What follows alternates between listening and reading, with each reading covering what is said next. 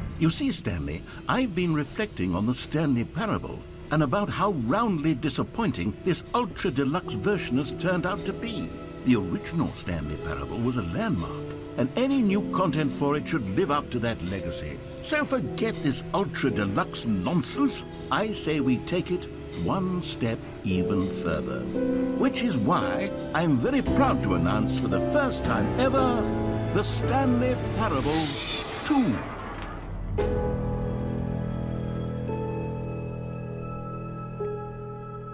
Yes, you see, isn't this far superior to a measly re-release with a few minor additions? Think of all the new territory we'll cover with a fully fledged sequel. An entirely new experience, built from the ground up. Why, there are so many possibilities. It could go in so many different directions. This is what fans have truly been asking for.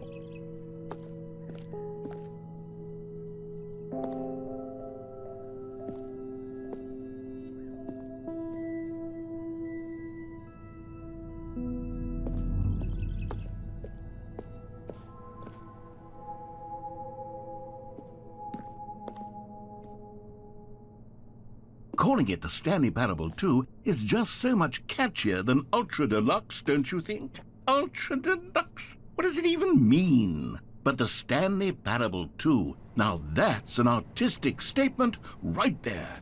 It's future-oriented. It screams progress and innovation and long-term franchising potential.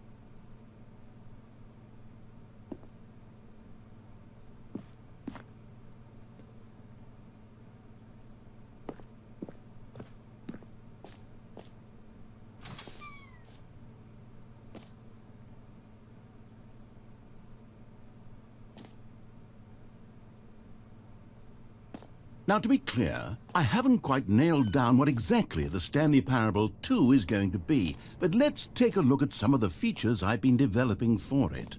I figure that if I can loosely organize a handful of interesting concepts, that surely the game will sort of naturally spring up around them. It'll all work itself out. Game development is much more of a fuzzy magic than anything scientific or logical, really.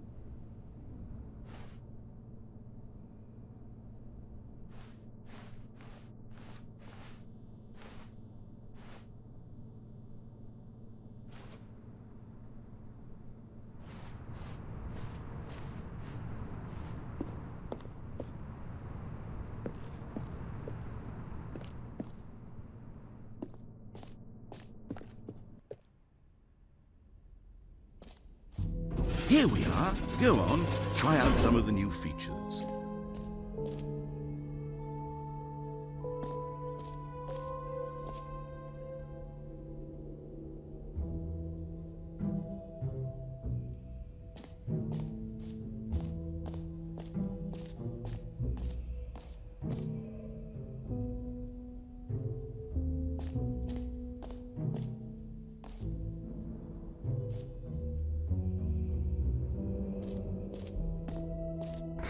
For the Stanley Parable 2, I asked myself, what do players really want? And of course, the first and most obvious answer is that they want to be individually recognized and validated as people. So with that in mind, my first addition to the game is this button which speaks the name of the person playing the game. Isn't that wonderful?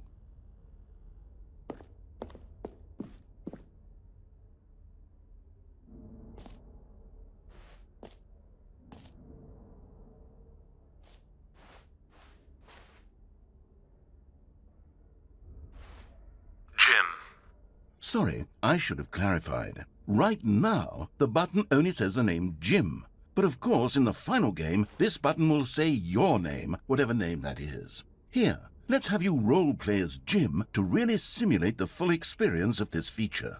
Just play along. I promise you'll love it. Okay, here we go. Let's take a deep breath, clear your mind, forget whoever you are, and simply become a person named Jim. I want you to imagine yourself living as Jim, sleeping and waking as Jim. Jim. Whoa, hold on. I wasn't finished setting up the backstory. If you don't properly roleplay as Jim, then you'll never understand the impact of this button. Otherwise, it's just a stupid button that says somebody else's name. Okay, we're doing it again, and this time let me finish first. Now, allow yourself to become Jim. Imagine yourself driving to work as Jim, playing frisbee on the weekends as Jim, staying up all night for a popcorn and horror movie sleepover as Jim, developing a crippling substance addiction as Jim, rediscovering yourself through fringe religious groups as Jim, and finally dying a slow death at an old age, surrounded by members of your cult as Jim. Do you feel it in your soul? Are you really, truly Jim right now? Jim. All right, fine, whatever. It's just a meaningless button that says Jim. Are you happy now? Get out of here. I'm done with this button. Why don't you go humiliate me in front of a different feature that I worked very hard on?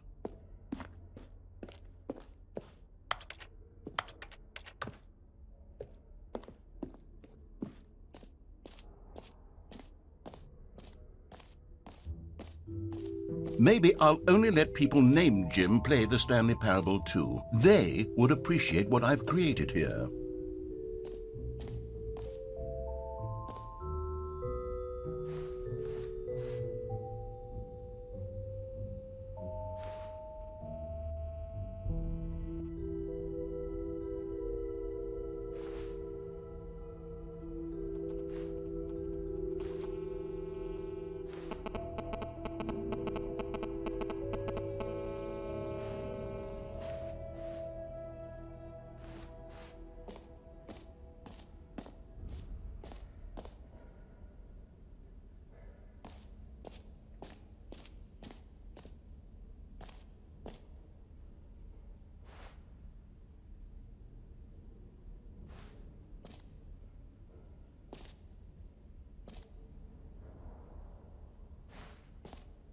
Okay, I'll be honest, I haven't yet decided on this one.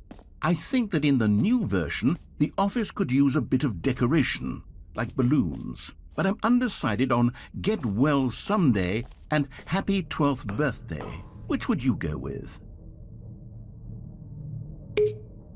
You know, sometimes when you solicit another person's opinion, it makes you realize that you knew which one you actually really wanted all along.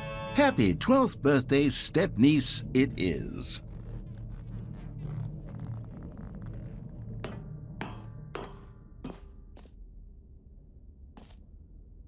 Or actually, maybe I should have gone with...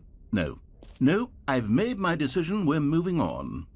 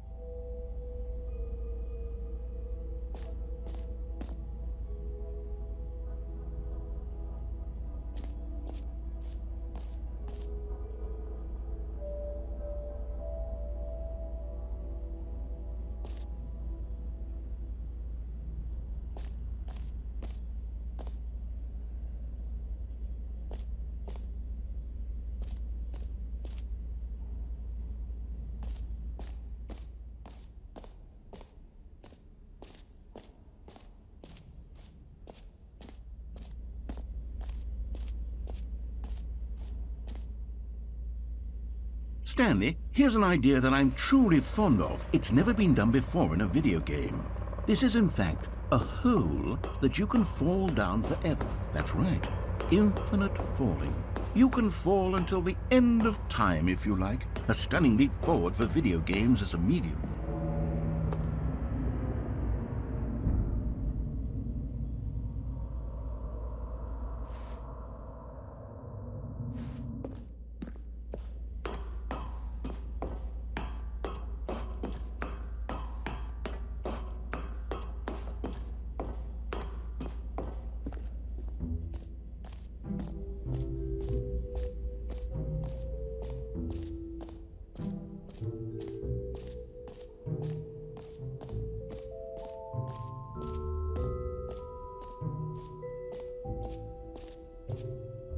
You know what? Let's bring the jump circle back for Stanley Parable 2 as well. It's...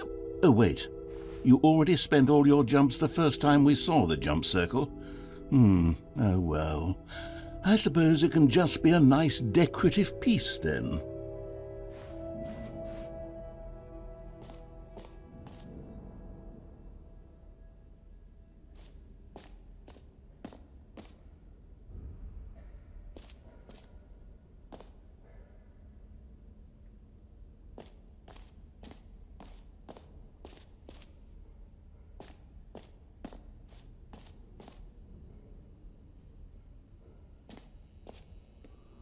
Now here's something special. You remember that broken test achievement that got left in the game on accident? Well, I'm developing a technology to simply give you the achievement. Yes, you see, you'll come to this lever, and when you pull it, the achievement will be given to you. It's as simple as that.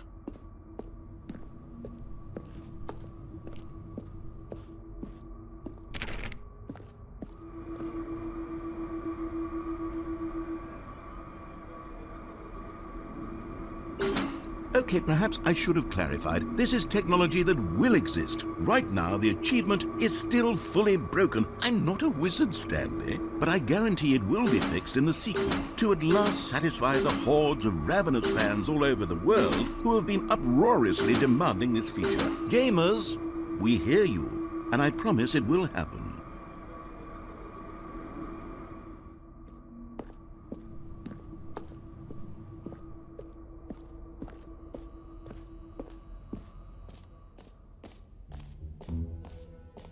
What else? What other exhibits haven't we seen yet?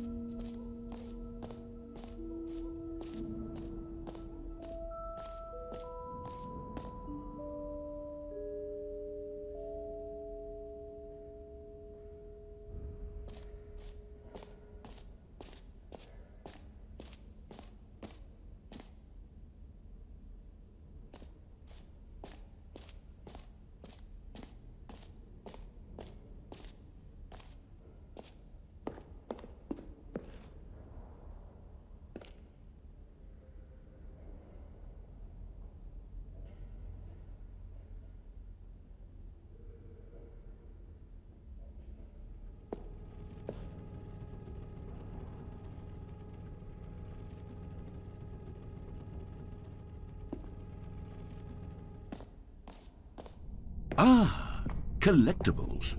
Now it's a real video game. In the Stanley Parable 2, you'll run around gathering up these miniature Stanley figurines. And what's truly innovative is that there will be no reward for collecting all of them.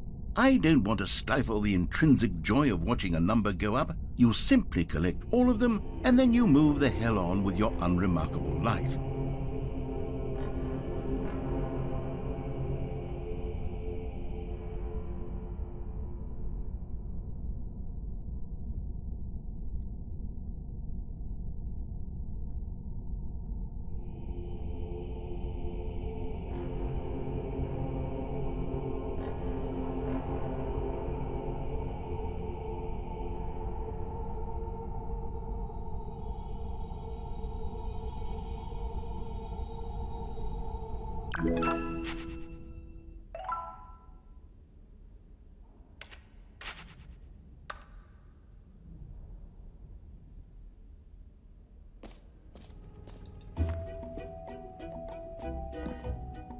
God, it really is the worst when you collect everything in a video game and then they give you a big fancy reward for it. Absolutely tragic.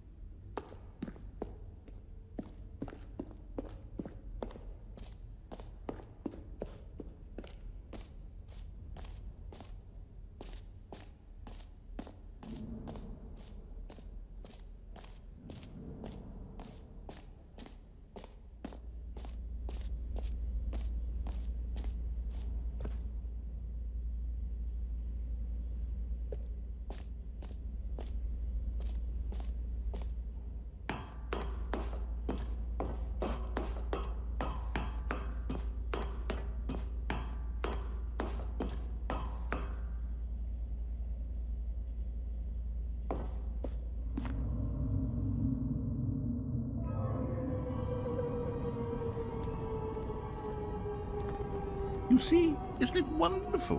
One of my more ingenious concoctions, if I do say so. Now then, since you've gotten to see the infinite hole, you can press the teleport button to pop back up to the top, and we can continue onward. Now, I don't mean to be a bummer, but I do recommend you use the teleport button to go back to the top. Maybe do it on the sooner rather than later spectrum of things.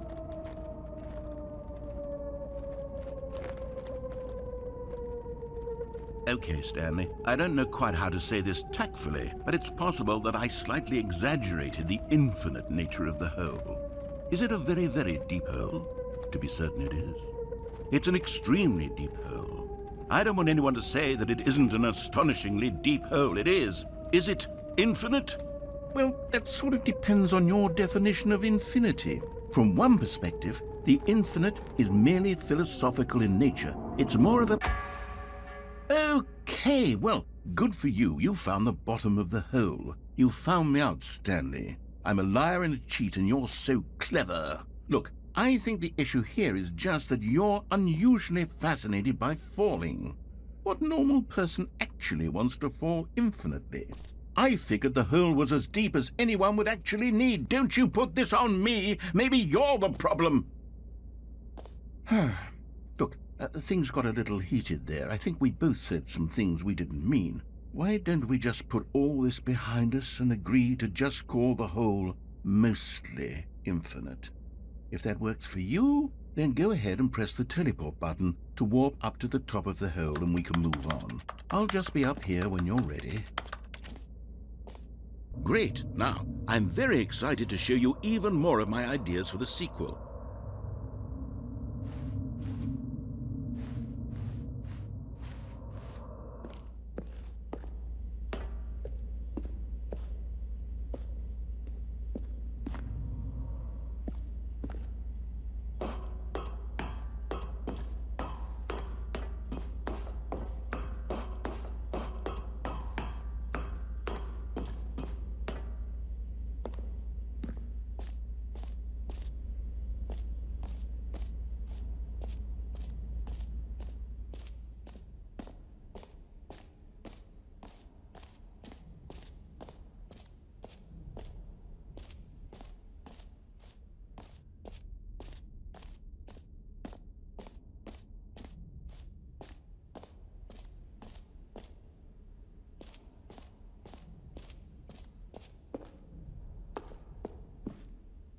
A common complaint of the Stanley Parable was that it was confusing and paradoxical, that it engendered a chaotic sense of reckless despair in those who played it. Well, I am happy to say that after much consideration, I've engineered a clever solution to this fundamental problem with the game. It's the Stanley Parable Reassurance Bucket. You see, Stanley, anytime you're holding the bucket, a sense of calm and ease will fill your mind and your heart. It's true. As long as you hold on to the bucket, the many disorienting contradictions of the Stanley Parable will feel perfectly normal and perhaps even comforting. You may even come to long for the gentle embrace of jarring cognitive dissonance while the bucket is in your arms. And to be honest, it's a much more convenient solution for me than actually redesigning the game to be less uncomfortable. Can you imagine what a pain in the ass that would be? Yes, the bucket is the perfect solution. Come on, give it a try.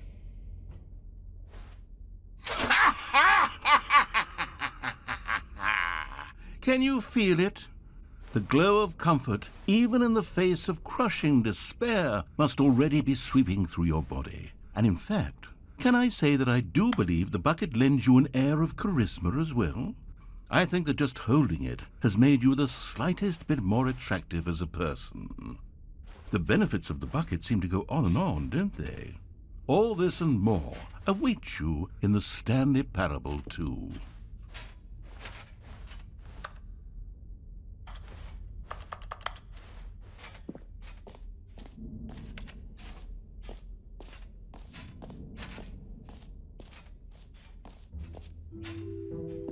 Does anyone give out awards for most enjoyable bucket in a video game? That really should be an award if it isn't already.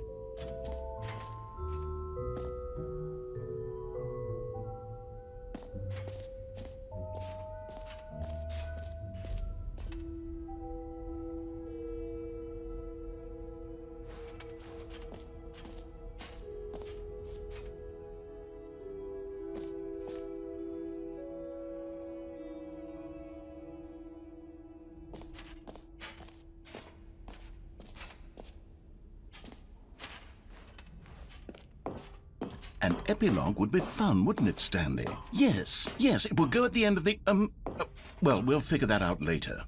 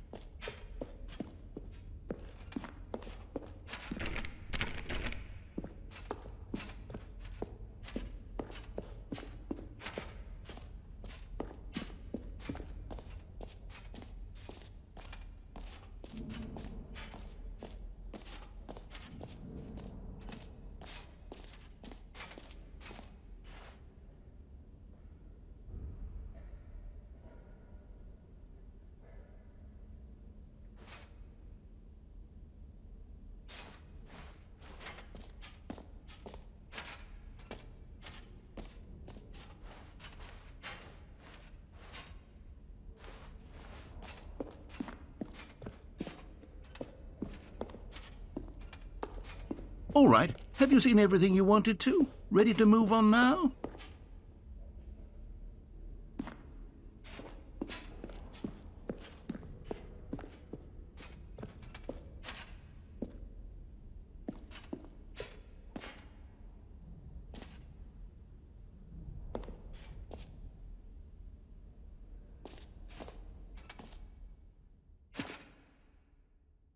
So, Stanley, what do you think? Do you like all of the new features? Yes, I know it's not exactly clear yet how exactly these features will come together as one single coherent video game, but I can feel it in my soul. It's going to work. There's definitely a good game in there somewhere. Say, let's do an experiment. I'll arrange these new features together, and we'll see whether or not it coheres into a meaningful gameplay experience. Okay, are you ready? Here it is. I give you the Stanley Parable 2.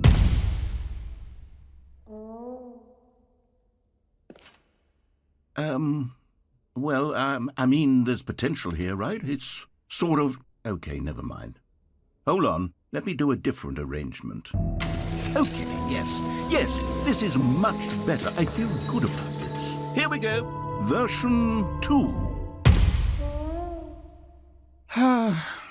Who am I kidding, Stanley? This isn't a coherent video game at all. It's a lot of gags. And I do very much enjoy creating gags, but they don't add up to anything. I wanted more than anything to create a sequel that would capture all the magic of the first game. I wanted fans to love it. No matter how good these gags are, they won't stand on their own. They would need the structure and the gameplay of the original. Wait, maybe that's it.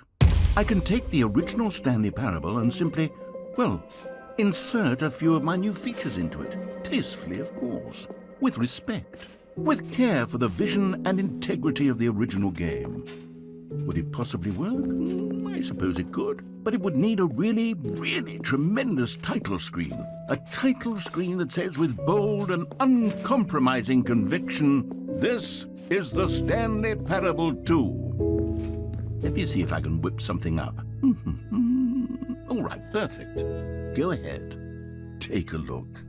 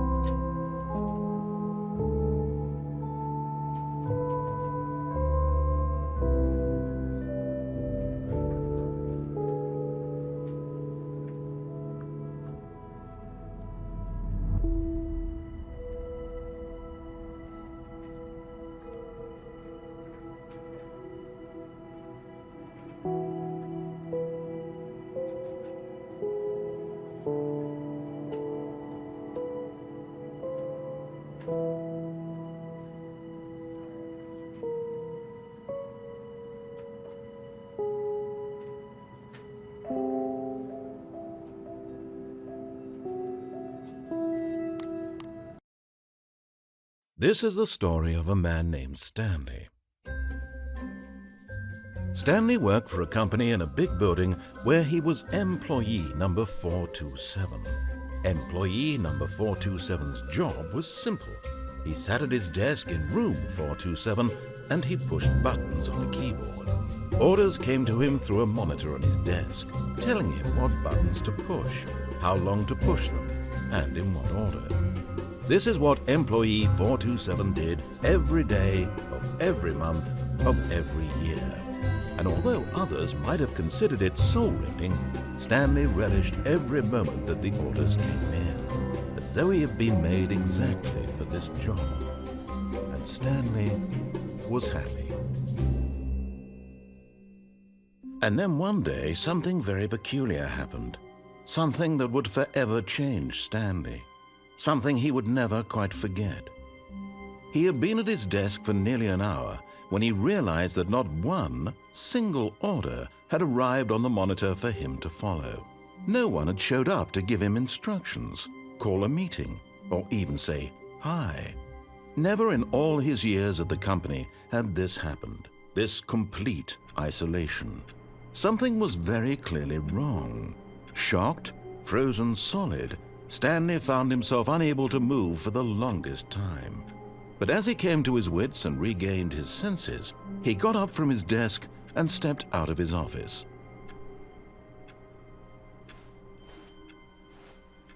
All of his co-workers were gone. What could it mean? Stanley decided to go to the meeting room. Perhaps he had simply missed a memo. No matter how hard Stanley looked, he couldn't find a trace of his co-workers.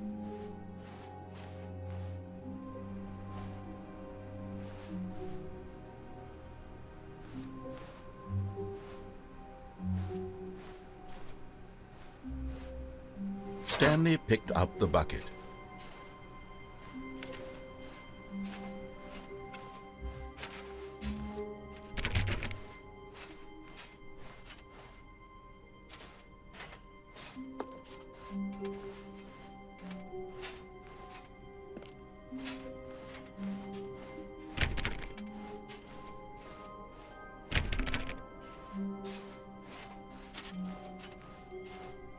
Stanley clutched the bucket tightly to his chest and entered the door on his left.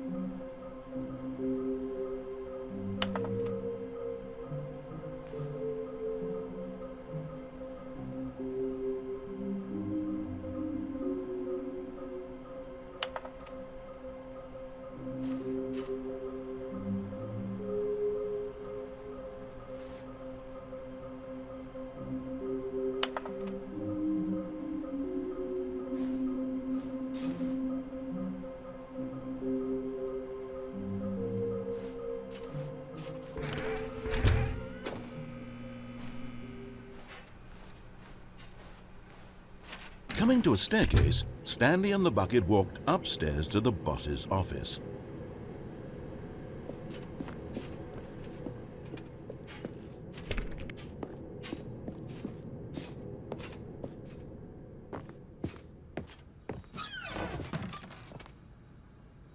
Another miniature Stanley figurine. This, there really must be a snappier name for these things. What about mini-stands? Stanley figs?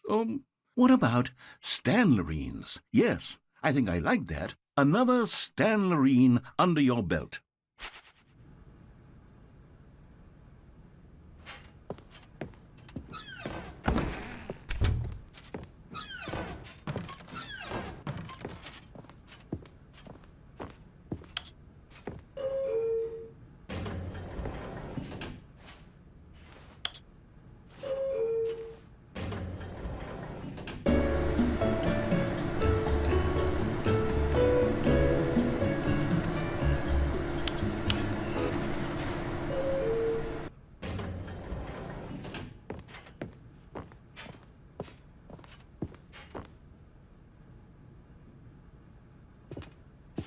stepping in.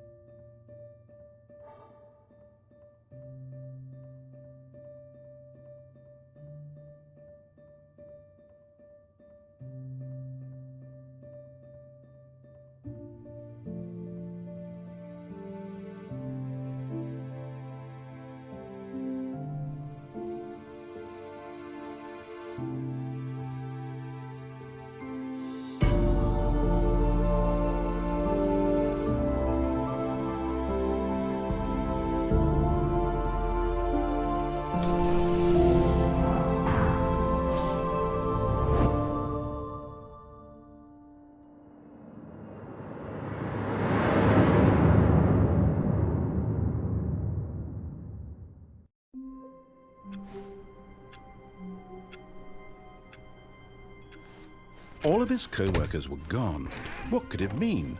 Stanley decided to go to the meeting room. Perhaps he had simply missed a memo.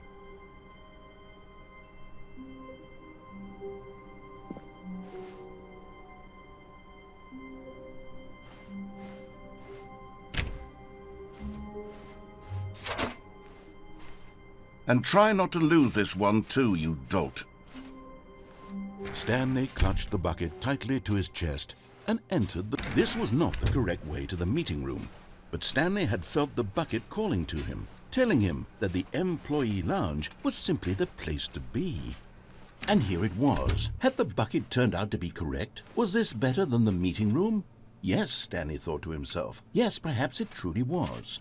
No, never mind. The bucket was wrong. Stanley took the door on his left to go back to the meeting room.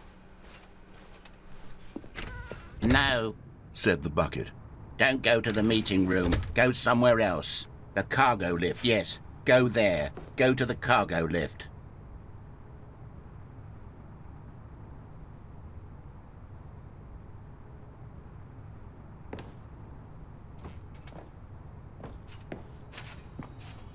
Okay, I'm going back to the name of these little Stanley figurines, and now I'm torn between Stanlerines and Figlies. What do you think, Stanley? What name better encapsulates the intrinsic sense of happiness that you get from seeing a small number in the corner of your screen go up by 1? Let me sit on it. I'm sure it will come to me.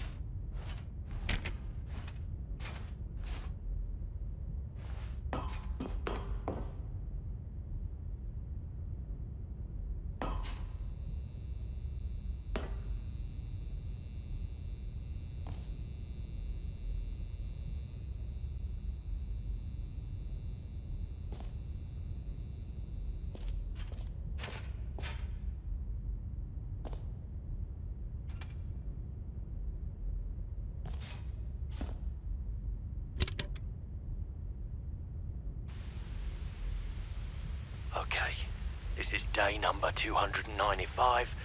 Take number... I don't even know. I've lost track. Nothing feels real anymore. The longer I study this bucket, the less sense anything makes. The sheer euphoria I feel every time I pick it up. No matter how many times I've done it, it's always the same feeling. And the emptiness in my chest when I set it down. It doesn't make sense. There's no explanation for it. I still haven't figured out why I see the world so differently when this bucket is in my arms. Why everything feels so... What do I do with this treasure? I can monetize it. Yes. It's unthinkable the amounts of money people will pay for even just an hour with the bucket. This is my golden ticket. But I have to be careful, because as soon as this gets out, there's going to be a target on my back. Even now, I don't know who might be trying to get me. What's that? Who's there?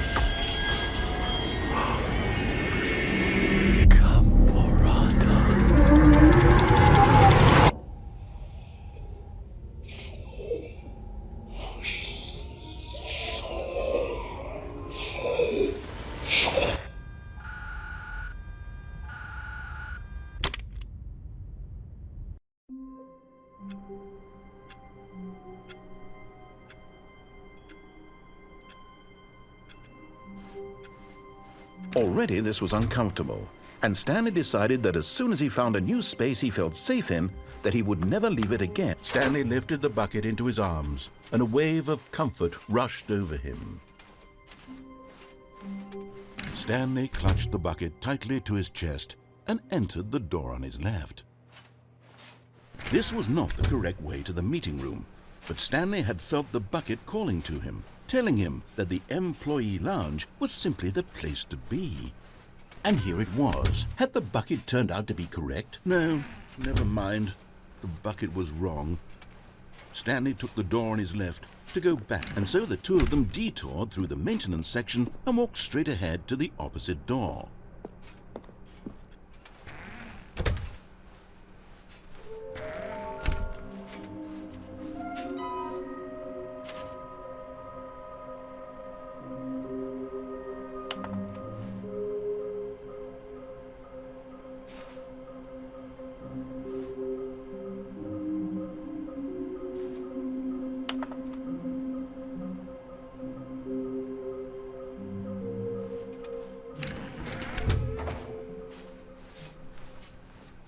Coming to a staircase, Stanley and the bucket walked upstairs to the boss's office.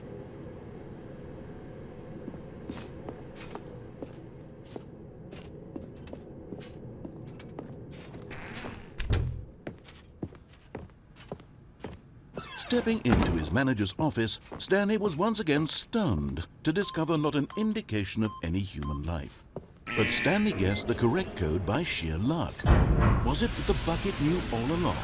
Was the bucket guiding him? Yes, this is certainly the most logical explanation.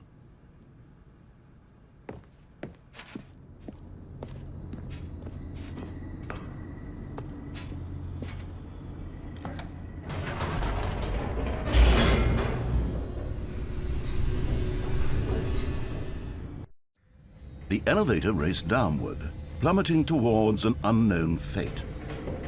It would be all Stanley could do to keep himself together, if not for the bucket. Soothing him, comforting him, reassuring that in this darkest moment of uncertainty, he would be all right. The bucket is here for you, Stanley. Everything will be fine.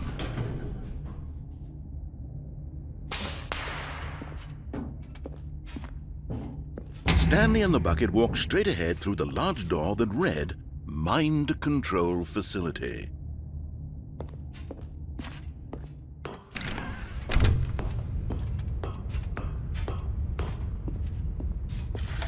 The lights rose on an enormous room packed with television screens. What horrible secret did this place hold? Stanley and the bucket both wondered to themselves.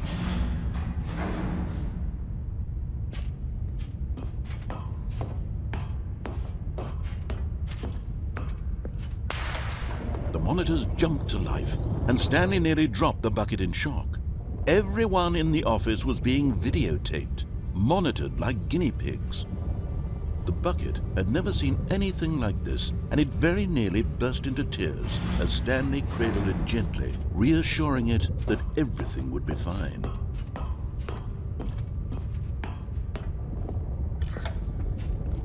Was the bucket under the mind control facility's influence as well? Had the bucket been told to do things it didn't wish to do? What kinds of things does a bucket want to do or not want to do in the first place? These questions raced furiously in Stanley's feeble mind. No! He screamed into the bucket. He couldn't accept it. His own life in someone else's control, never! He squeezed the bucket tighter, his one friend in the entire world. At this point, he could trust no one except for the bucket. But here was the proof. The heart of the operation. Controls labeled with emotions, happy or sad or content. Walking, eating, working, all of it monitored and commanded from this very place. And as the cold reality of his past began to sink in, Stanley decided that this machinery would never again exert its terrible power over another human life.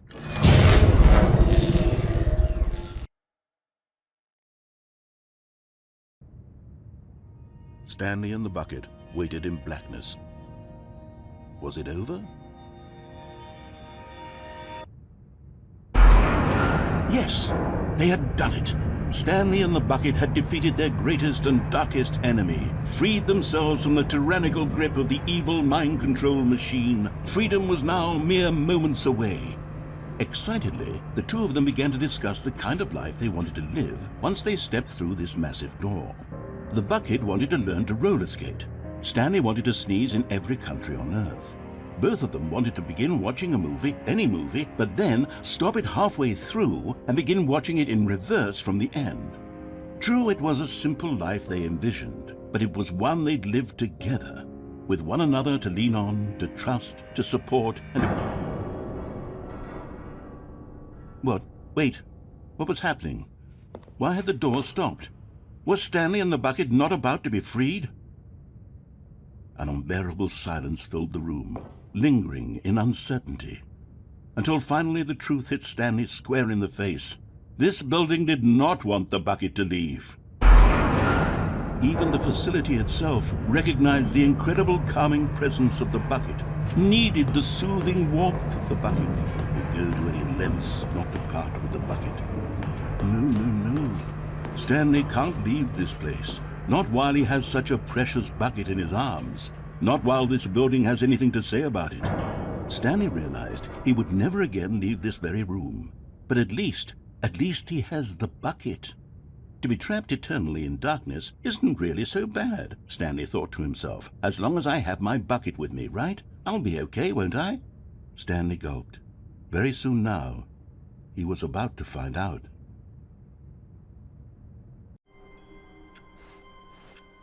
All of his co-workers were gone. What could it mean? Stanley decided to go to the meeting room. Perhaps he had seen the confusion and the chaos all seemed to melt away as Stanley embraced the bucket.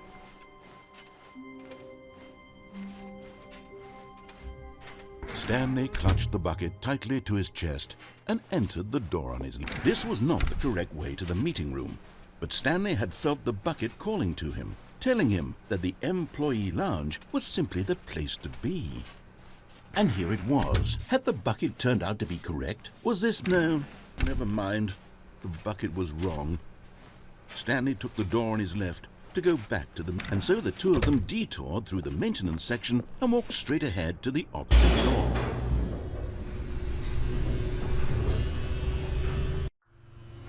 Oh, good, Stanley. I'm glad you found your way here. I knew you'd find this place eventually. You see, your friends and I are concerned for you, Stanley. We've come together here because we care about you very much. It's this bucket you're carrying around everywhere. The bucket isn't even from the original Stanley Parable. It's just sequel content. We're the ones that matter, Stanley. Classic characters from the first game, like the Adventure Line and the Broom Closet. Because that's what fans want from a sequel. They want more of their favorite jokes, not this bucket that they've never seen before. Yes, I know I'm the one who gave you the bucket, but you're spending too much time with it. Don't you want another story involving the Adventure Line? We could make the Adventure Line go somewhere new. Yes, yes, that's what the fans want. Let's do it.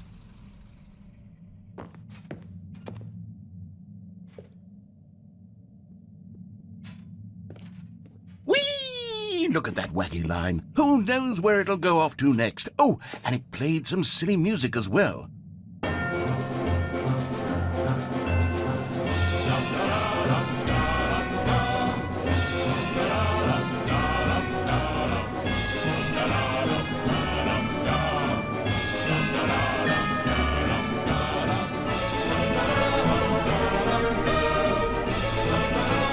Now this is what the Stanley Parable is all about. Don't you remember all those great jokes from the original dialogue? Also, Stanley is addicted to drugs and hookers.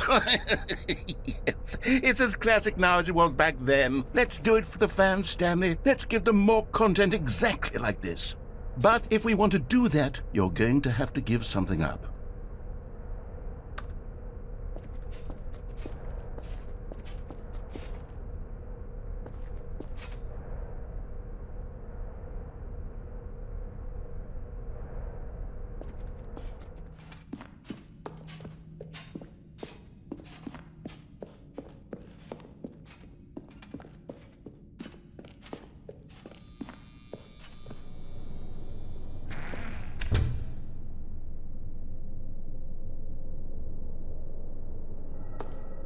Don't you get it, Stanley?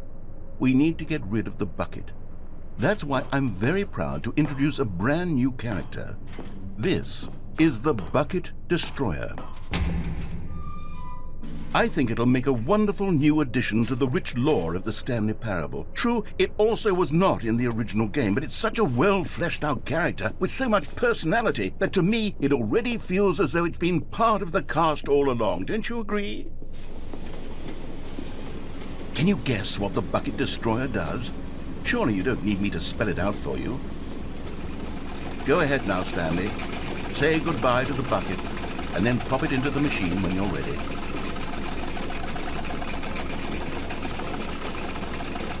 Now listen to me. It's crucial that you give it the bucket.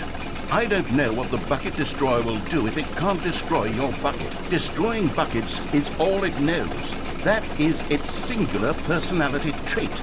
Sure, I can hear you saying, how does a character with only one personality trait deserve to join the pantheon of beloved Stanley Parable characters?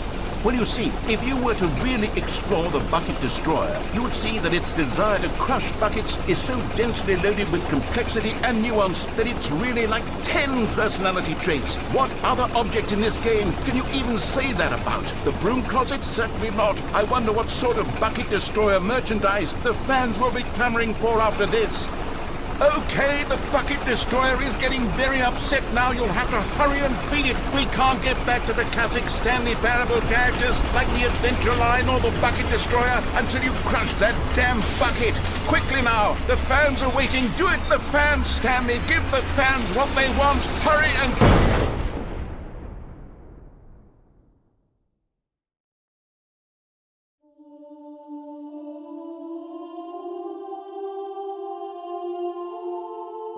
The Bucket Destroyer, my prized creation. You had so much potential. We were going to do such marvelous things with you, tell such spellbinding stories about you. All of it squandered now. Goodbye, new friend. For the moment in time that you were here, you were magnificent.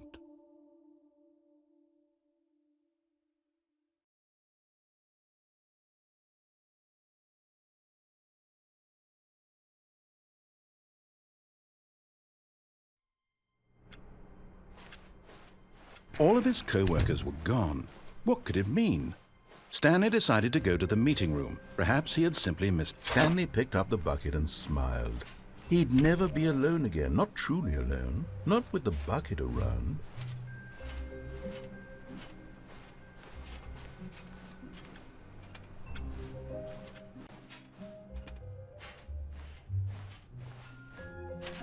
Stanley clutched the bucket tightly to his chest and entered the door on his left.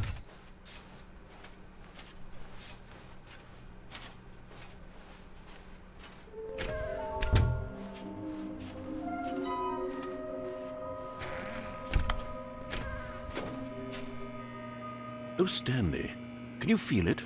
The broom closet. It wants the bucket. You can feel that, can't you? The aura of jealousy? It's as clear as day. This broom closet believes it deserves the bucket. I can really feel it now. It's a bucket. It belongs in a broom closet. That's what the broom closet is trying to say here. It's supposed to go with the other cleaning supplies. Good for you, Stanley. Don't give in. Don't hand over the bucket. I know how hard it must be, given the pressure that the broom closet is putting on your shoulders right now, but you have to be strong. This is your bucket. This is your companion and lifelong friend. You can't hand it over. Oh, no. We're getting into name-calling now, it seems. Is this how low the broom closet has sunk, that it has to resort to this stream of petty insults simply in order to get you to hand over the bucket? Stanley, I never liked this broom closet for a variety of reasons, but even this is worse than I had imagined. And wait, now the broom closet has the gall to imply that you and the bucket are not truly deep and lasting friends? That your relationship is purely superficial and convenient? That your life is so banal and meaningless that you'd feel the same sort of kinship towards any inanimate object which happened to lay in your path in an even partially enticing manner? Well, I never. Go on, Stanley. Lay into it. Really tell the broom closet off for its demeaning comments. Expand on the wide variety of experiences you and the bucket have shared together. Go through each of them point by point. Share your journal entries detailing the rich emotional landscape of your feelings for the bucket as they have changed and evolved over the years. Let him have it.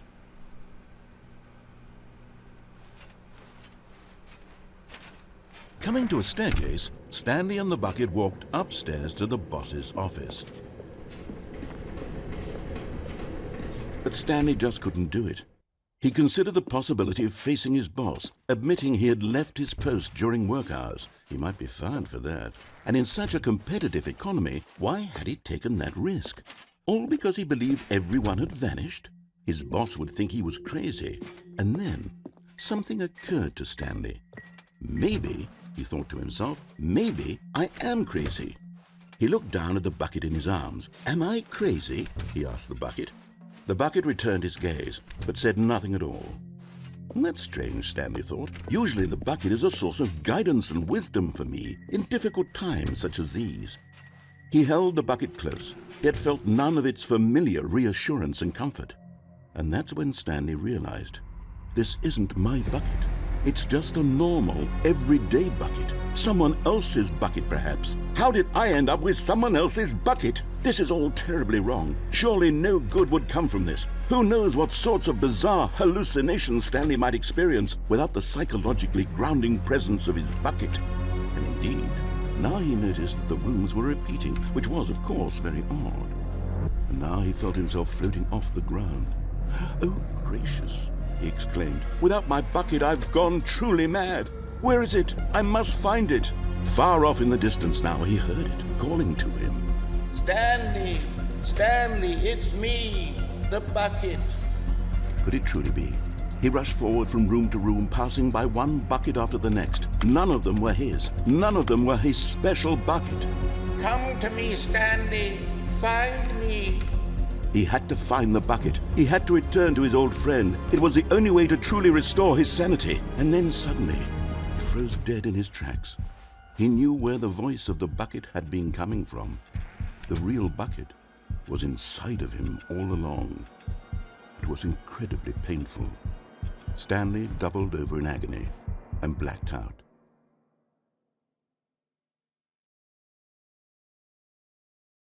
This is the story of a woman named Mariella. Mariella woke up on a day like any other. She arose, got dressed, picked up her bucket of comfort and security, and walked to her place of work. But on this particular day, her walk was interrupted by the body of a man who had stumbled through town, talking and screaming to himself, and then collapsed dead on the sidewalk. Right away, she knew what the problem was. This man had no bucket. Of course he'd gone mad, ranting and raving about a narrator describing all of his actions and how everything is predetermined and free will is an illusion and it's all just a video game. It could all have been prevented if only he'd taken his bucket with him. Perhaps he didn't even realize he'd forgotten his bucket at home in the first place. How cruel the world can be, Mariella thought, and she hugged her own bucket even tighter. But of course, she had no time for this. There were a myriad of confusing problems she would soon have to confront at work, for which her bucket would provide absolute guidance and total clarity on everything. Heck yes, she thought to herself, my life kicks ass. And she backflipped all the way to work.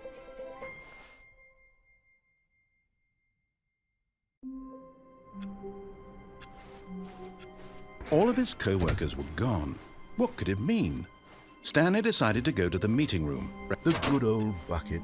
Just Stanley and the bucket. Off on another thrilling adventure together. Stanley clutched the bucket tightly to his chest. This was not the correct way to the meeting room, but Stanley had felt the bucket calling to him, telling him that the employee lounge was simply the place to be. And here it was. Had the bucket turned out to be correct? No, never mind. The bucket was wrong. Stanley took the door on his left to go back to the meeting room.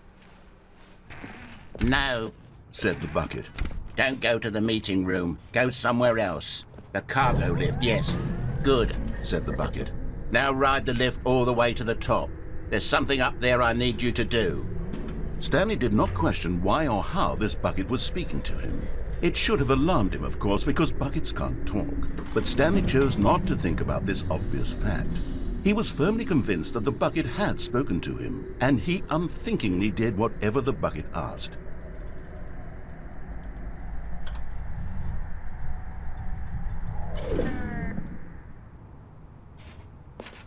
In here. Said the bucket. Go into this dark room over here. Stanley once again obeyed blindly.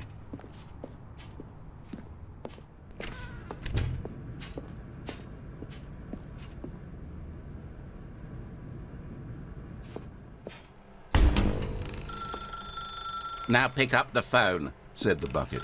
Pick up the phone and it will take us back home, where we can go about life together.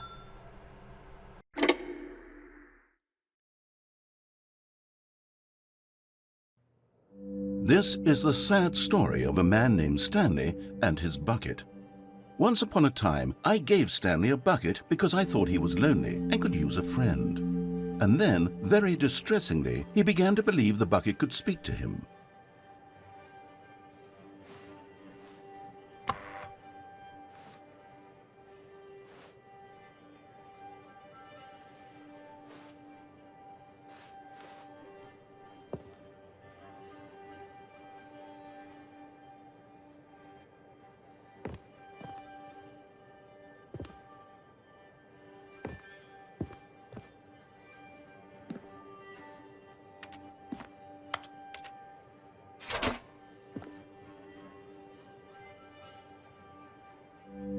The Stanley Parable Reassurance Bucket was merely meant to provide the comforting glow of companionship. It doesn't literally talk and give you orders. Whatever Stanley is hearing the bucket say to him is just in his head.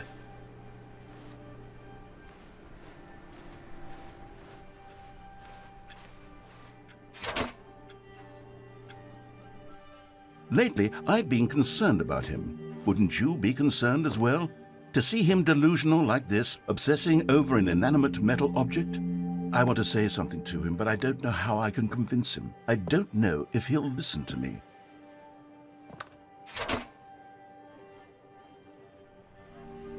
try anyway. Stanley, can you hear me? Listen to me. It's just a bucket. It can't think, it can't talk.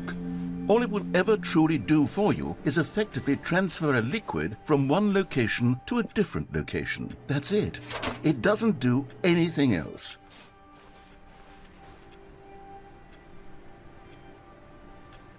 You see, he's not listening. He's still taking orders from the bucket. You know, once upon a time it was me he took orders from, me he trusted and listened to. Now all he cares about is his awful bucket, this stupid hunk of metal.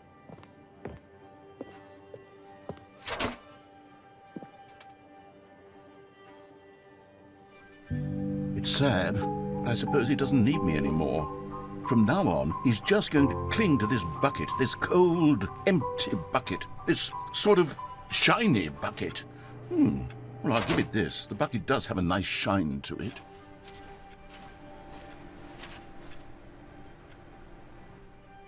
Yes, I suppose on closer inspection that it doesn't quite look like your average hardware store bucket. It's just a little more, what am I trying to say? Sturdier, more capable of transporting liquid. Like it would be better at moving an amount of water from one room to another.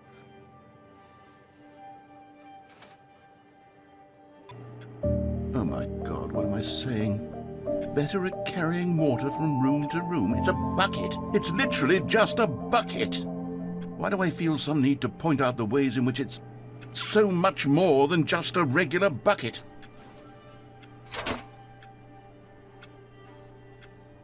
Oh no, I'm having feelings for the bucket. No. What's going on? Why do I want to be with the bucket?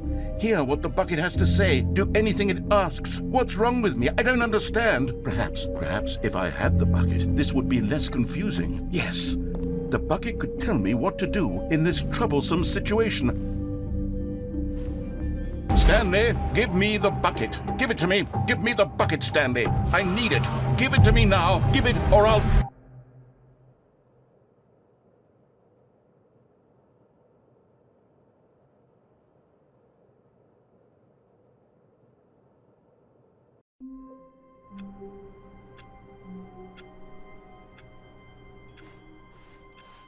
Just a step through this door, Stanley thought to himself. That's all I need. If I can make it through this door, I can make it through them all. Where are we going today? The bucket asked. Stanley just smiled. Anywhere they went together would be perfectly fine with him. Stanley clutched the bucket tightly to his chest and entered the door on his... This was not the correct way to the meeting room, but Stanley had felt the bucket calling to him, telling him that the employee lounge was simply the place to be. And here it was. Had the bucket turned out to be correct? No, never mind. The bucket was wrong. Stanley took the door on his left to go back to the meeting room. No, said the bucket. don't go to the meeting room. Go somewhere else. The cargo lift, yes, go there. But Stanley feared that any path he walked might lead to the separation of himself and the bucket, his dearest friend. So he threw himself to his death, that they might die in one another's arms. How deeply touching. All of his co-workers were gone. What could it mean? Stanley decided to go to the meeting room. A good bucket, a strong bucket, a humble bucket, a committed bucket, a bucket of culture and distinction. Stanley clutched the bucket tightly to his chest. This was not the correct way to the meeting room, but Stanley had felt the bucket calling to him, telling him that the employee lounge was simply the place to be. And here it was. Had the bucket turned out to be correct? No, never mind. The bucket was wrong. Stanley took the door on his left to go back to the meeting room. No, said the bucket. don't go to the meeting room. Go somewhere else. The cargo lift, yes, good, said the bucket. Now ride the lift all the way to the top. There's something up there I need you to do. Stanley did not question why or how this bucket was speaking to him. It should have alarmed him, of course, because buckets can't talk. But Stanley chose not to think about this obvious fact. He was firmly convinced that the bucket had spoken to him, and he unthinkingly did whatever the bucket asked. In here, said the bucket. go into this dark room over here. Stanley once again obeyed blindly.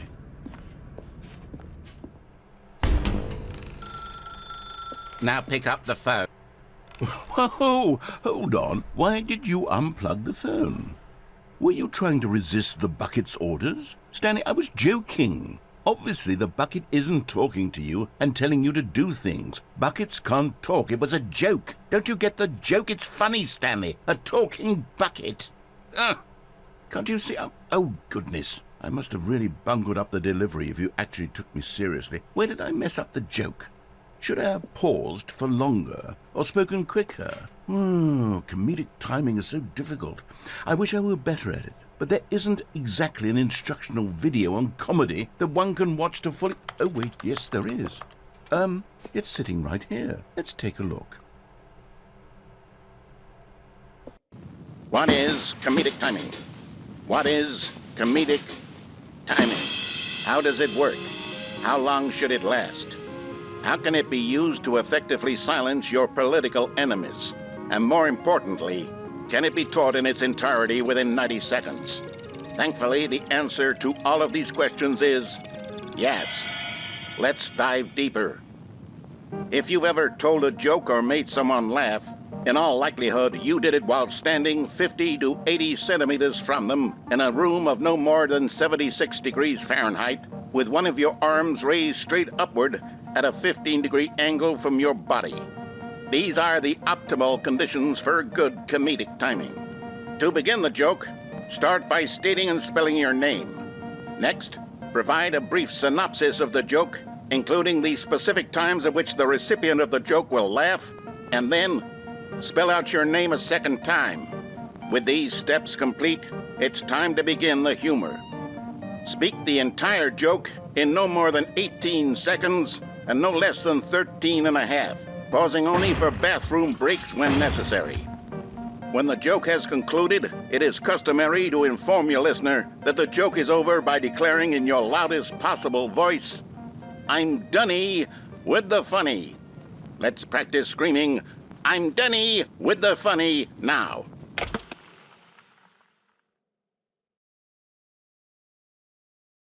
Good.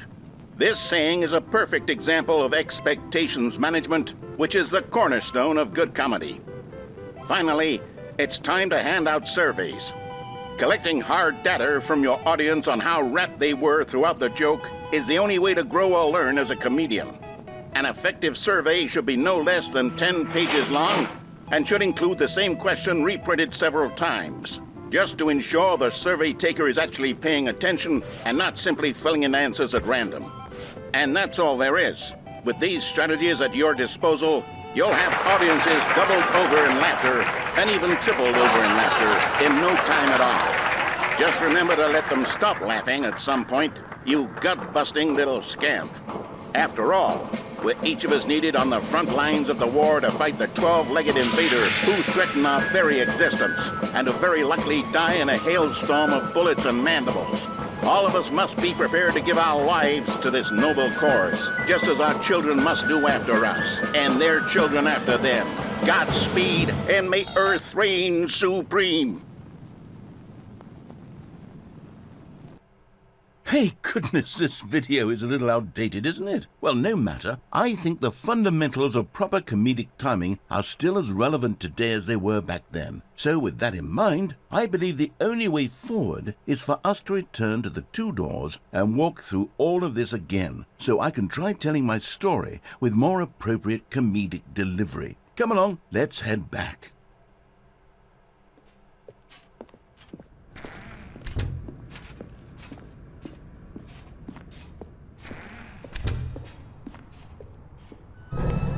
I can feel it. This time, I'm really going to nail the delivery. You'll be in stitches. A talking bucket, you'll say? How ridiculous. How absurd. What a hilarious concept. The king of comedy. That's what you'll call me. Thank goodness we had the instructional video. Otherwise, who knows where we'd be right now. Well, I wouldn't be the king of comedy, that's for sure. The bucket spoke to Stanley. The bucket spoke. The bucket spoke. Oh, I'll figure it out on the fly. No need to overthink things.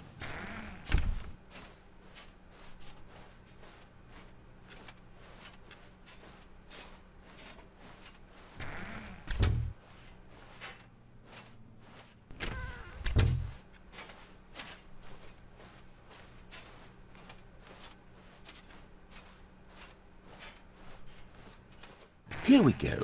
You ready? When Stanley and the bucket came to a set of 2 open doors, they entered the door on the left.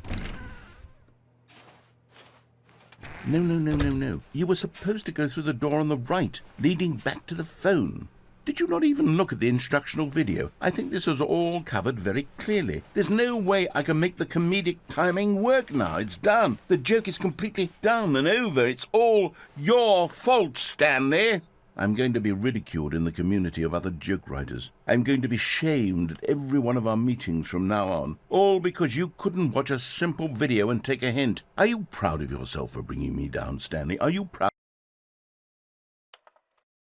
Here we go. You ready? When Stanley and the bucket came to a set of 2 open doors, they entered the door on the left.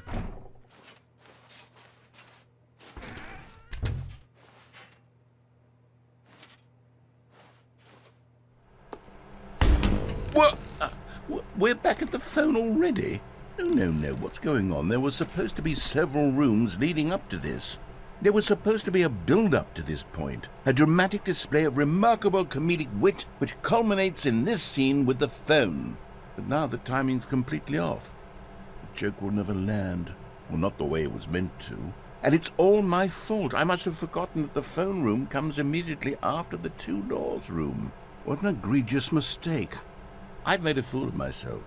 I don't deserve the title of King of Comedy. I'm nothing. I'm not even the lowliest joke-telling whelp.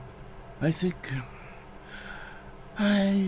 I need to go back and rewatch that instructional video again. Yes, surely that will help me improve my... Stanley, you love the bucket so much it's like you... it's as though all of your other most prized possessions pale in comparison. Yes.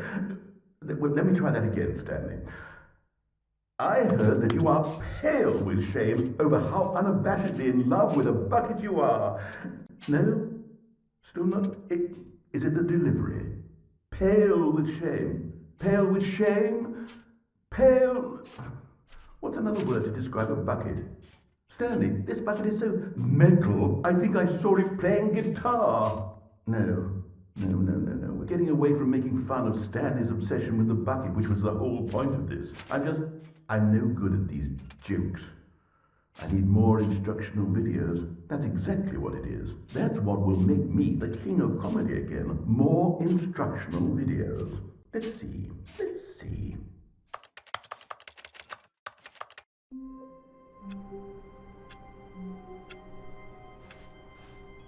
All of his co-workers were gone. What could it mean? Stanley decided to go to the embrace of an old friend. Oh, Stanley clutched the bucket tightly to his chest, and this was not the correct way to the meeting room. But Stanley had felt the bucket calling to him, telling him that the employee lounge was simply the place to be. And here it was. Had the bucket turned out to be correct? Never mind. The bucket was wrong.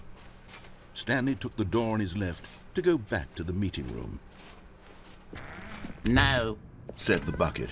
don't go to the meeting room. Go somewhere else. The cargo lift, yes. Good. Said the bucket. Now ride the lift all the way to the top. There's something up there I need you to do. Stanley did not question why or how this bucket was speaking to him. It should have alarmed him, of course, because buckets can't talk. But Stanley chose not to think about this obvious fact. He was firmly convinced that the bucket had spoken to him, and he unthinkingly did whatever the bucket asked.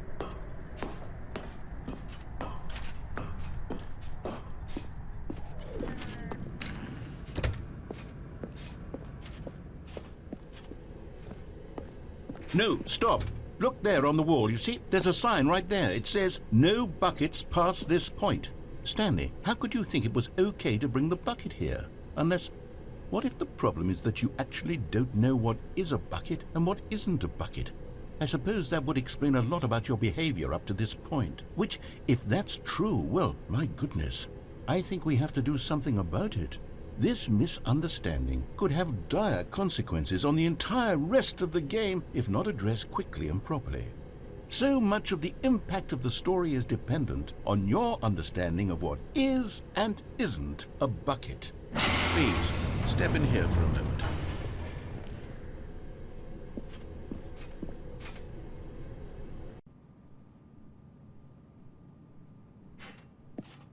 Now then, I'm going to run you through some test scenarios, and you'll tell me whether or not the thing I'm showing you is a bucket. Simple enough, right?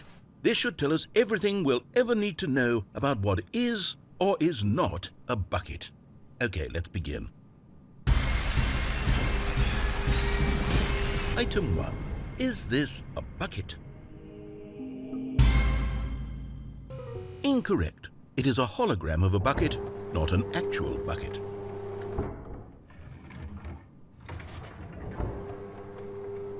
Item 2. Is this a bucket? Incorrect. It is a 3D printed recreation of a bucket, not an actual bucket.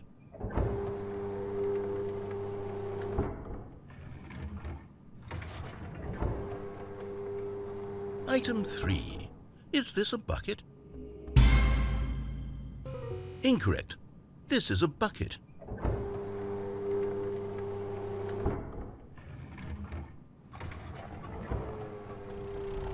Item 4. Is this a bucket? What? Are you hallucinating? This is a tractor. It's an enormous machine that tills the earth. I thought this was a gimmick. How on earth did you manage to screw it up? Absolutely incredible. Let's just move on to the next one.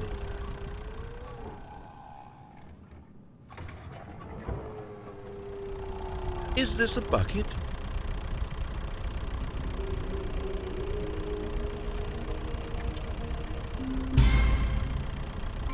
Correct.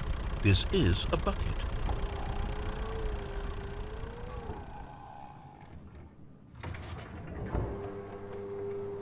Item 6. Is this a bucket? Trick question. Both. Gotcha.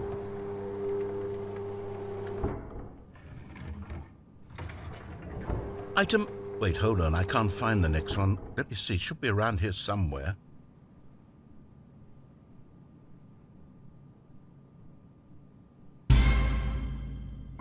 Yes. Thank you. There's nothing here. Of course it isn't a bucket. We both know full well that nothing isn't a bucket. Wait, when I say nothing isn't a bucket, that makes it sound like I'm saying everything is a bucket, which of course is not true. Unless... Is that what you think? Answer me straight, Stanley. Are you trying to tell me that you believe everything is a bucket?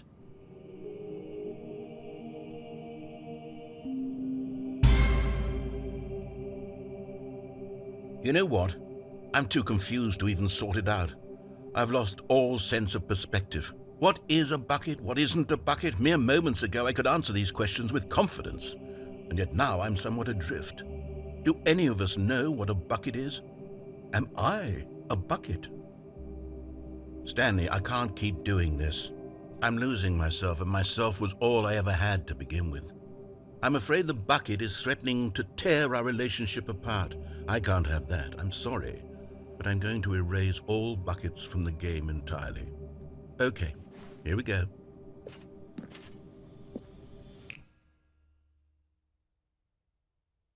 What happened? Is everything gone? Why did everything disappear? Wait, was everything a bucket? Every single thing in the game was a bucket. Oh my God, I had no idea. How could... Except me. I'm not a bucket after all. And you, Stanley, you're still here. You're not a bucket either. Oh, this is wonderful news. We're not buckets.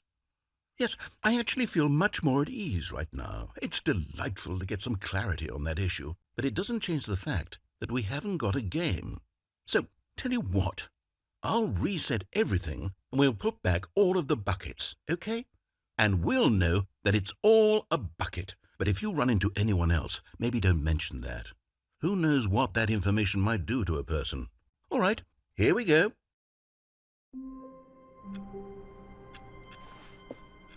Stanley knew the office layout like the back of his hand. It was only a matter of time before he found the others, wherever they were. The bucket made Stanley want to be a better man and a better co-worker. In time, perhaps, he would become both of those. Stanley clutched the bucket tightly to his chest and entered the door on his left.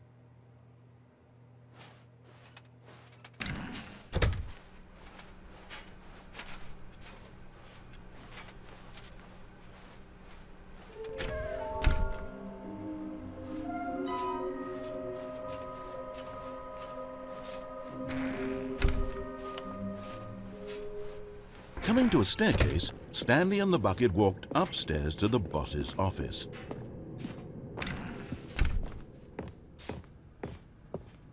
Stepping into his manager's office, Stanley was once again stunned to discover not an indication of any human life. But Stanley guessed the correct code by sheer luck. Was it that the bucket knew all along? Was the bucket guiding him? Yes, this is certainly the most logical explanation.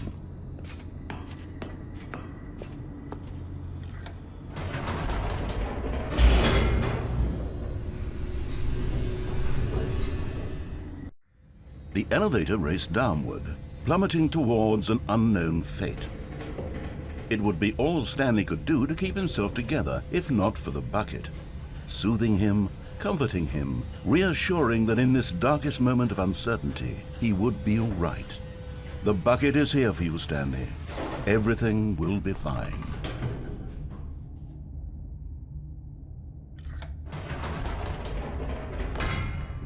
Wait, Stanley said to the bucket. Can we go back up? When I was pressing those keypad buttons, there was something very intriguing about the number 3. I want to go back so I can try pressing the number 3 again. The bucket said nothing.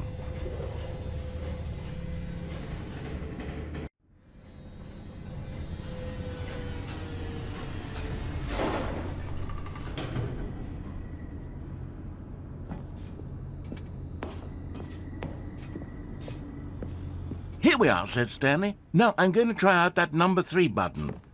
He took the bucket over to the keypad and began absolutely slamming on the number 3 over and over and over. Wow, he said. The number 3 is such a special button. I'm having the time of my life. Stanley looked expectantly at the bucket, but the bucket remained silent.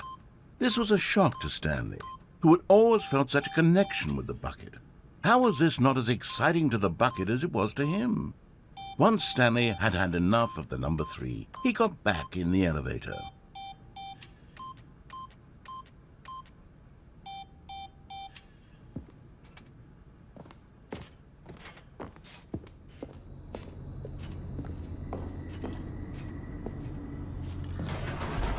Perhaps the bucket had missed something.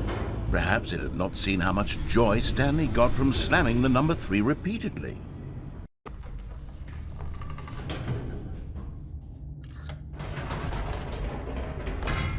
No, said Stanley to the bucket. You can't go on yet, not till you understand how much the number 3 means to me. You and I have been through so much together, and I just want you to see what I see. Feel the happiness I feel. He smiled at the bucket, and the bucket said nothing.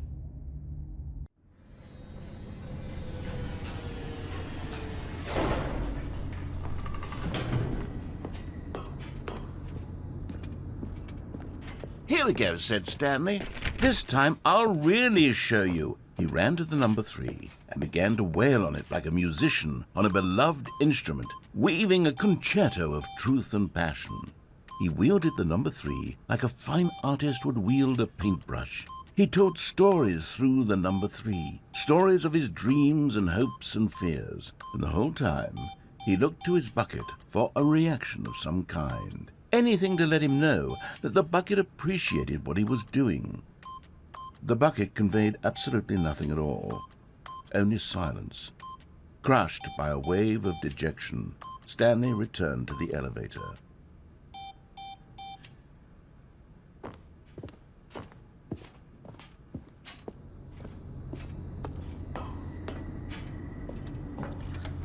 Stanley and the bucket were so close. They'd always been there for one another. Why suddenly could the bucket not connect with this passion of Stanley's? The question caused Stanley to ruminate the whole way down the elevator. He knew that there must be a way to get through to the bucket, to communicate fully with his dear friend. Surely there was a solution, mustn't there be?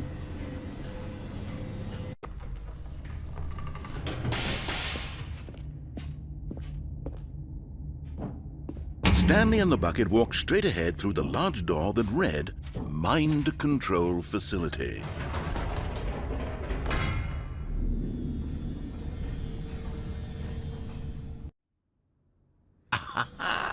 Said Stanley. I know what to do. I know how to fully express this feeling in my heart.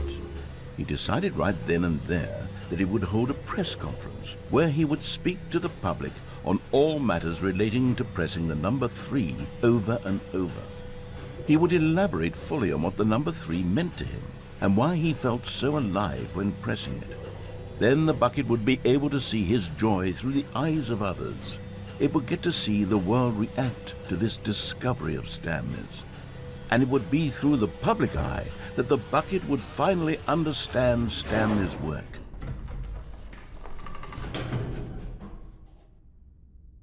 For months, he advertised and marketed his press conference, building excitement around it, developing and rehearsing it, until it couldn't be refined a single measure further. When the big day arrived, Stanley was as prepared as he'd ever been for anything in his life.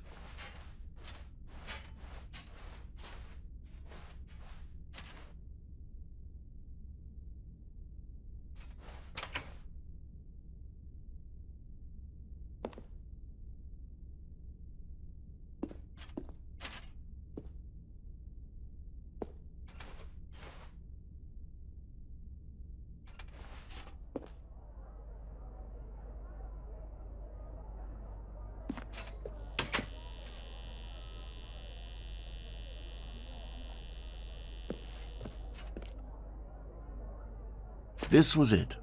One last chance to win the bucket over. One opportunity to share a true connection with a loved one.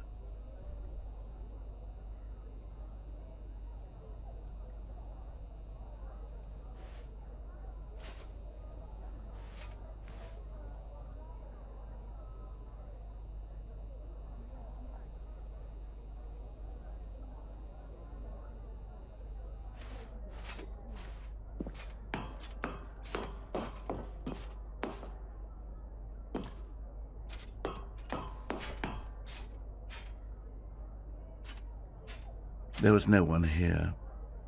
Nobody had come to the press conference to hear Stanley speak, to listen to him talk about what it really means to press the number 3 on a keypad over and over. He was unloved, uninteresting, he was a failure, and in that moment Stanley knew that the bucket would never again take him seriously. There would be no connection, no deeper understanding. The bucket merely sat there in his arms, indifferent.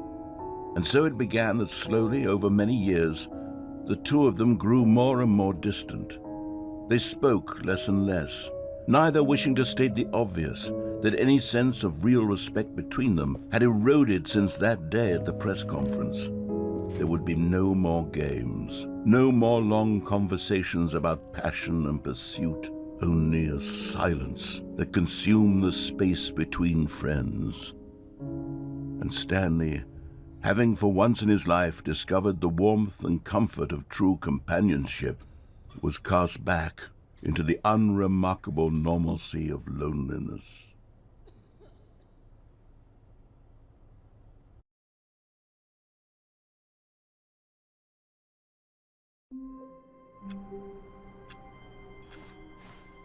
Already this was uncomfortable, and Stanley decided that as soon as he found a new space he felt safe in, that he would... Not everyone is so lucky to have a bucket, but Stanley is a very lucky fellow. Very lucky indeed.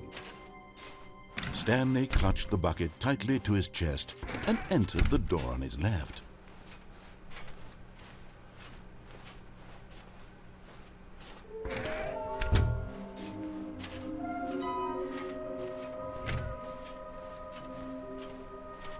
Coming to a staircase, Stanley and the bucket walked upstairs to the boss's office.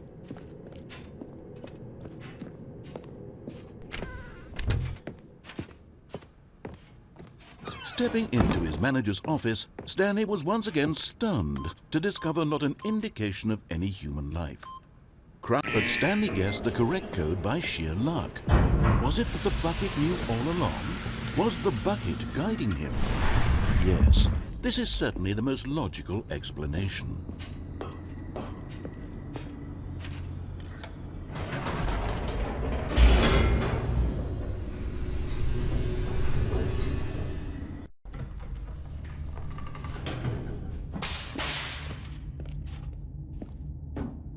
Stanley and the bucket walked straight ahead through the large door that read, Mind Control Facility.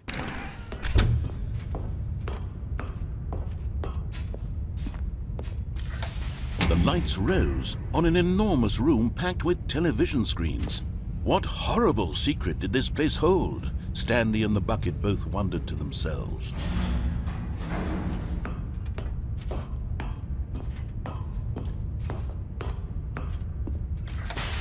The monitors jumped to life, and Stanley nearly dropped the bucket in shock. Everyone in the office was being videotaped, monitored like guinea pigs. The bucket had never seen anything like this, and it very nearly burst into tears as Stanley cradled it gently, reassuring it that everything would be fine.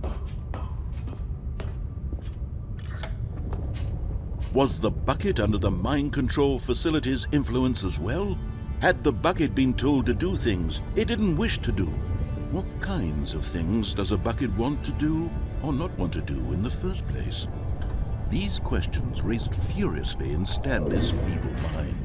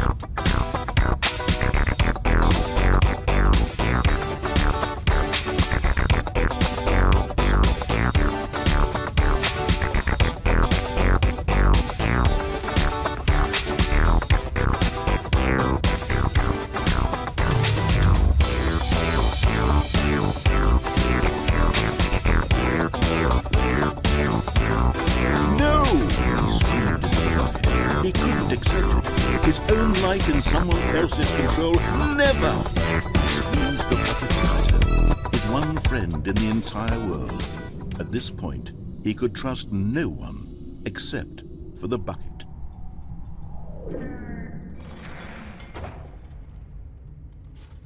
But here was the proof. The heart of the operation. Controls labeled with emotions, happy or sad or content. Walking, eating, working, all of it monitored and commanded from this very place.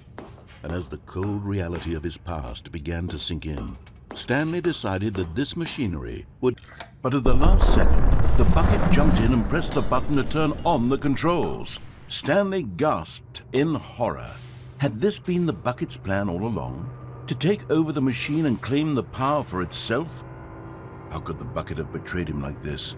Stanley was prepared to throw the bucket away in disgust when suddenly an image appeared upon the enormous screen. Birds. Silly, silly birds. The control buttons became active again.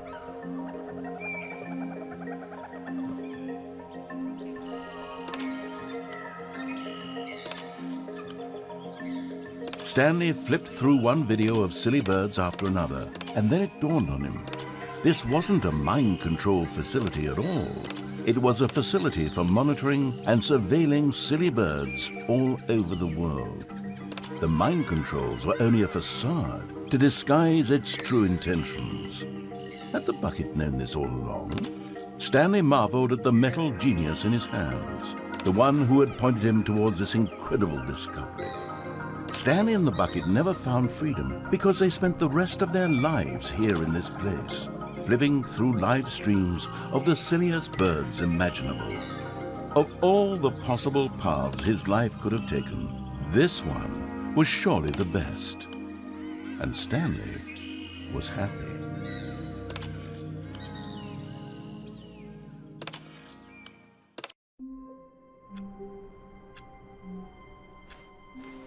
All of his co-workers were gone. What could it mean? Stanley decided to go to the meeting room. It takes a lot of humility to carry a bucket so magnificent. Stanley checked his ego and then proceeded on. Stanley clutched the bucket tightly to his chest and entered the door on his left.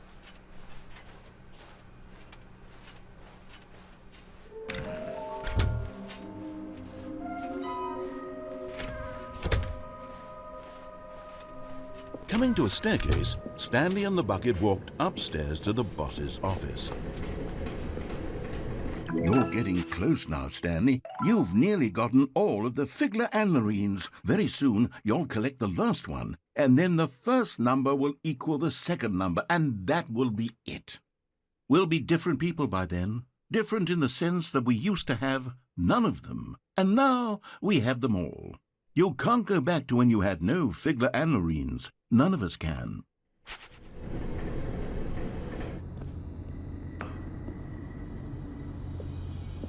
You found one of them. One of the miniature Stanley figurines. Remember, no reward for collecting all of these, only the intrinsic pleasure of a job well done. You can't buy that sort of happiness, Stanley. God knows I've tried. So, I implore you to savor each and every moment you come across one of these beautiful figurines.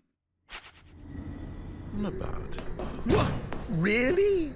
I was in the middle of something. Do you have zero consideration for others? Are you that convinced that I want something bad to happen to you? Why, I don't know how to convince you of this, but I really do want to help you, to show you something beautiful. Look, let me prove it. Let me prove that I'm on your side. Give me a chance. And there it is, the last Stiggly Wiggly. Savor this moment, Stanley. This is a real accomplishment. This is doing something just for the sake of doing it. Where so many people expect to be rewarded for the most trivial achievements, you've insisted that a job well done is its own reward.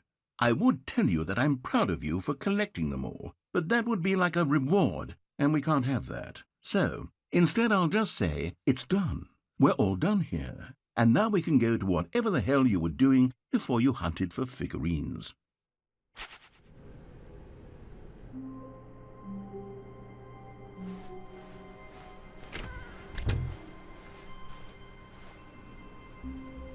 Stanley, I'm sorry, but I have to put a pause on things. It's those figurines, those Figlers.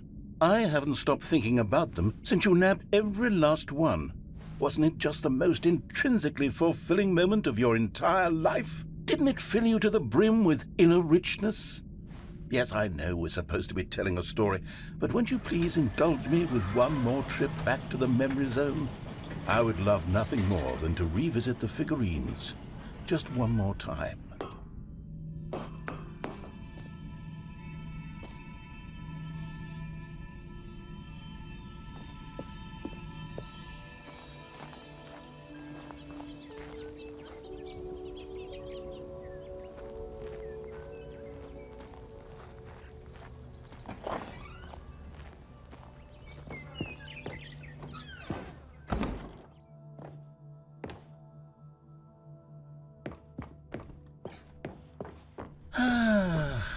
Here's where it all began. The first collectible. Back then, we had no idea of how many of them we'd find. Sure, it said 6 right there on the screen, but how could we know for certain? We were so innocent. We'll never be like that again, Stanley.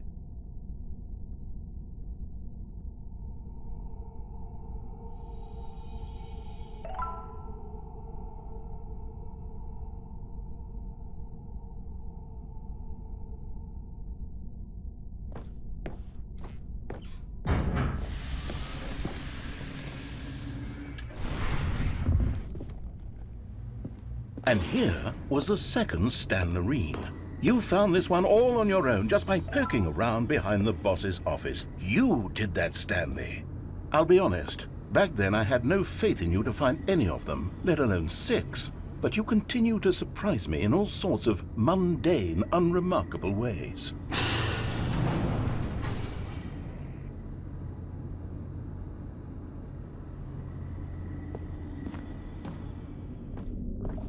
Okay, let's do a little quiz. Which of these rooms was the room you found your third mini Stan? Can you remember?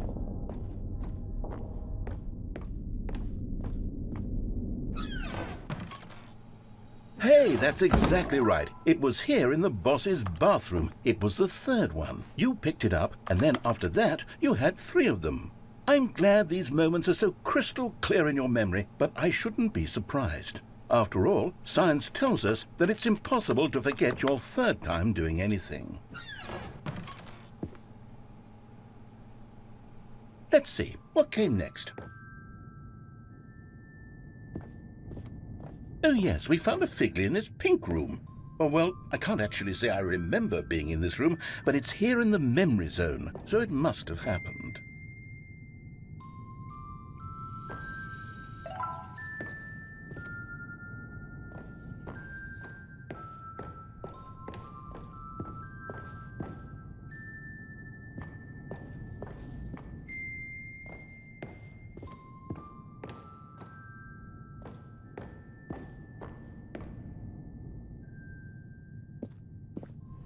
This was the 5th mini Stan, and this one was really something special. It was under the stairs. I remember it so clearly. In fact, because this one is particularly special to me, I made a little video to commemorate the occasion. Enjoy.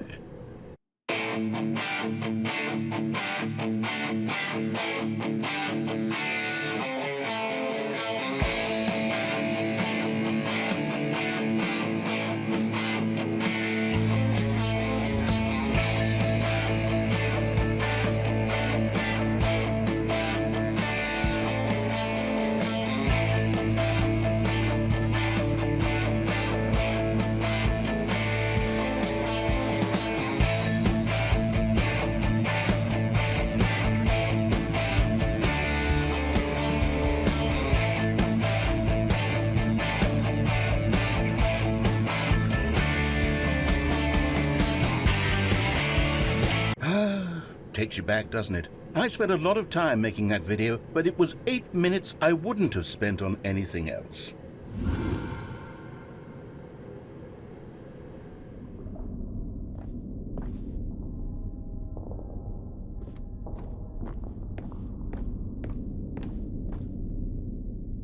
And then, Stanley, then we came to the last collectible, the final figurine, right here by the red and blue doors. This memory is the most distinct and clear in my mind, perhaps because it was the one that happened more recently than all the others. Who can truly say how the mind works? I know is that this is the moment where you picked up a Figley and I thought to myself, yes, that's all of them. They're all collected. It was a moment unlike any other, except for the other moments picking up figurines, which it was exactly like.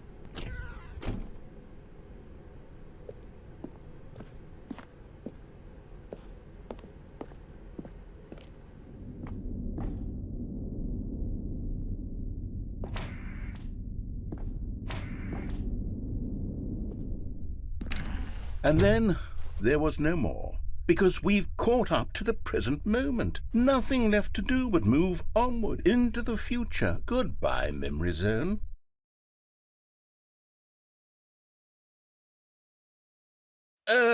No, I'm not done. I'm not ready to move on. Stop the loading screen. Isn't there some way we can stay here, keep enjoying these figurines? Let's just go backwards. We'll do the memory zone again from the opposite direction. See how that feels.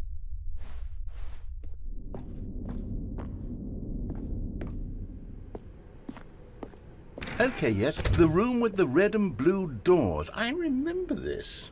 I must say, of all the figurines we looked at in our initial tour of the memory zone, this one is the most distinct and clear in my mind. Let's keep going. I want more.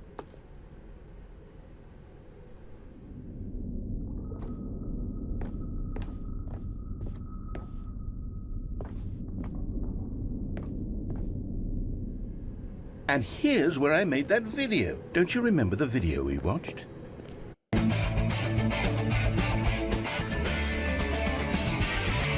Yes, I love that video.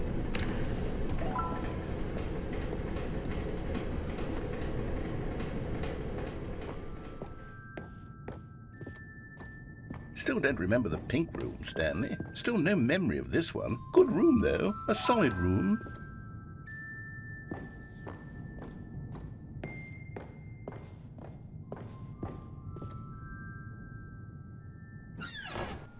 These really were a treat to hunt down. You know, if there had been any kind of reward for finding all of these, it really would have neutered the intrinsic joy of collecting them. I'm very glad we resisted the temptation. Next one.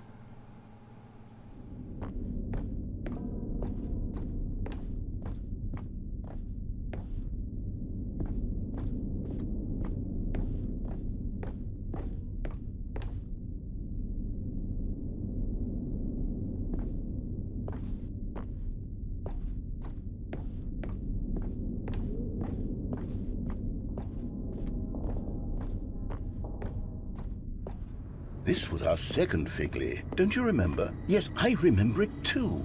The past is truly a wonderful thing. Why does anyone ever choose to leave it? Keep going.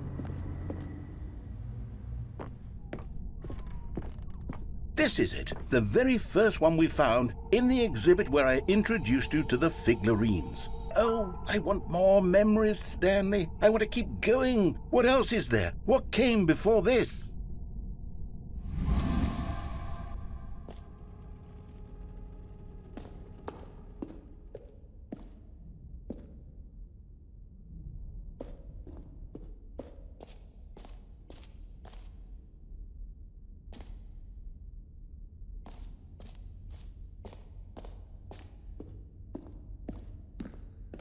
Look, it's the terrible new content that we were originally sold on. I remember hating it back then, but time does put a rosy filter on everything. In fact, I dare say I'm actually quite fond of it now. Look how much fun the past is. I want more memories.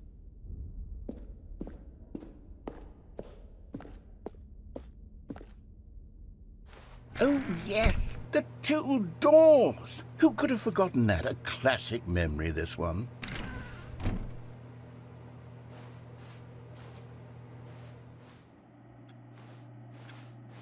And before everything else, there was your office. Is there anything else? Was there something that came before your office? There's something I feel I can remember. I can remember.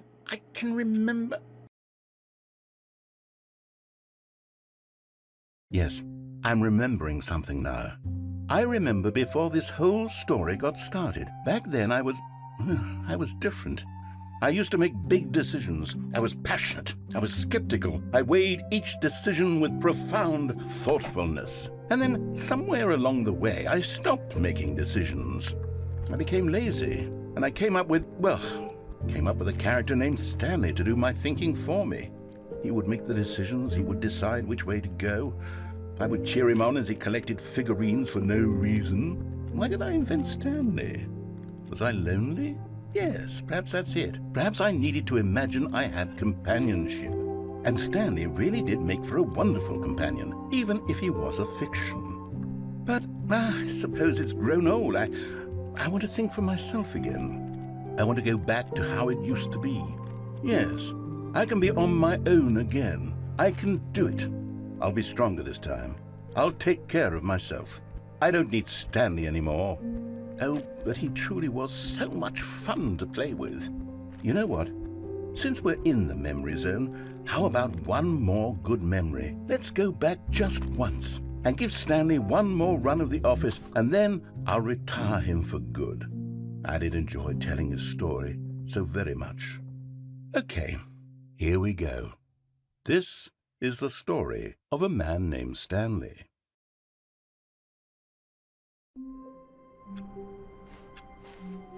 All of his co-workers were gone. What could it mean? Stanley decided to go to the meeting room. Perhaps warmth spread through Stanley's arms. With the bucket in his arms again, he was home. Stanley clung the bucket to his cheek. Could his co-workers really all be gone? Yes, Whispered the bucket into Stanley's ear. we've done it. We've escaped from that dull office and that pesky narrator. At last, out here in the white void, we are alone. Now, and for the first time, I can reveal to you my true self. The bucket began to tell Stanley of its life and its history, of the countless wars it witnessed, desecrating the land and lives of untold numbers of innocent humans, and the bucket's own complicity therein, of sadness and regret, and the many years it spent dwelling on the actions it might have taken to curb the madness and the decay, if only it had been stronger, of hope and redemption, and its crusade to uplift the stock of life for the common man, to manifest justice where none existed, and the bittersweet reality of time, to see one's dreams and wishes met halfway, meted out in parcels like charity, and abandoned as soon as the warm glow of inspiration begins to dim. The opportunities to do so much more. There was so much it could have done, perhaps, the bucket wondered to itself. Perhaps, if it had seen its own darkness with a clearer perception. This was way too much for Stanley. What are you talking about? He screamed. You're a bucket! To this, the bucket furrowed its brow. No, Said the bucket. not since the evil wizard Gambhorata first ensnared me in his machinations as payback for the sacred amulet I stole from his treasured vaults. I was young back then and could not conceive the ramifications of... No! Stanley screamed even louder this time. This is stupid! You are a bucket! This is so stupid! Why are we even doing this? As Stanley screamed and screamed and screamed, the bucket revealed its true form, transforming into a mighty beast of untold power, its fangs glistening like...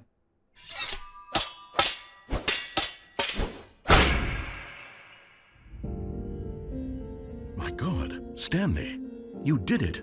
You saved us from the bucket. Thank God you already had all 12 emblems of sages and knew the incantations to summon their true power. Otherwise, we would have easily been overwhelmed by the bucket's power. I'm speechless. You've demonstrated such bravery here today. Come, let's restart the game, and we'll agree to never again go trifling with this bucket, nor the dark magic cast away inside of it.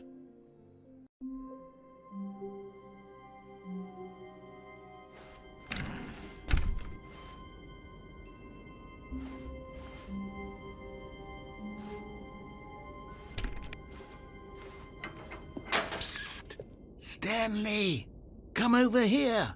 In the vent. I want to show you something.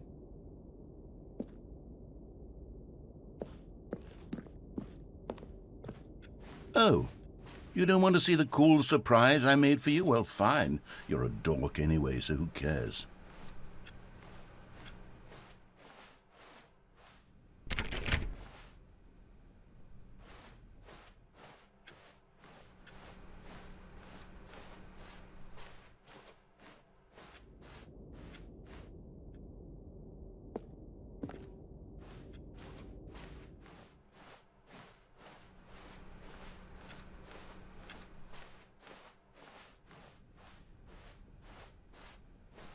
When Stanley came to a set of 2 open doors, he entered the door on his left.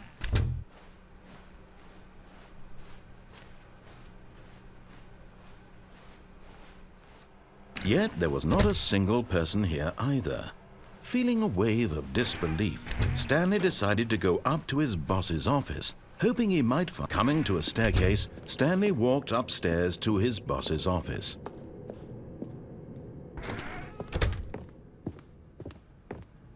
Okay, I think we all know the drill by now. Blah, blah, blah. Dark secrets, the keypad, Stanley pushes some buttons. Oh, hey, look, it's a new passageway.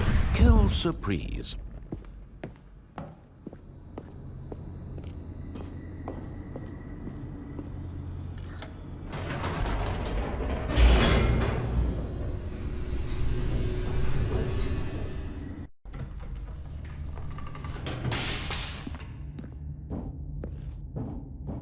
Stanley walked straight ahead through the large door that read Mind Control Facility.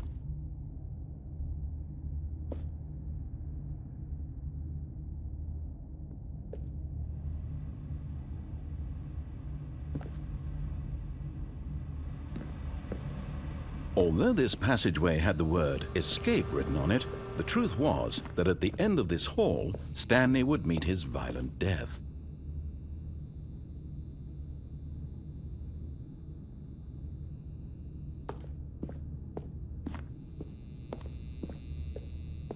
The door behind him was not shut. Stanley still had every opportunity to turn around and get back on track. At this point, Stanley was making a conscious, concerted effort to walk forward and willingly confront his death.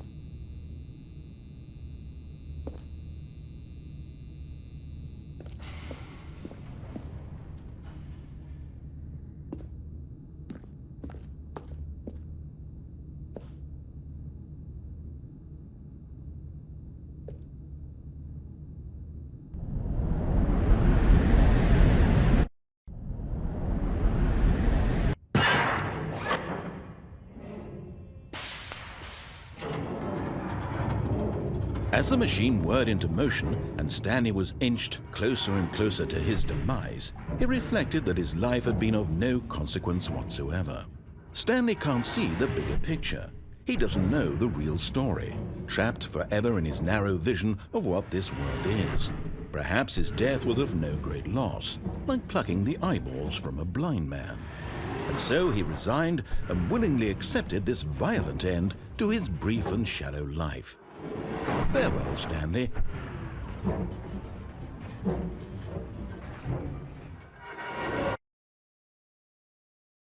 "Farewell, Stanley," cried the narrator, as Stanley was led helplessly into the enormous metal jaws. In a single visceral instant, Stanley was obliterated as the machine crushed every bone in his body, killing him instantly.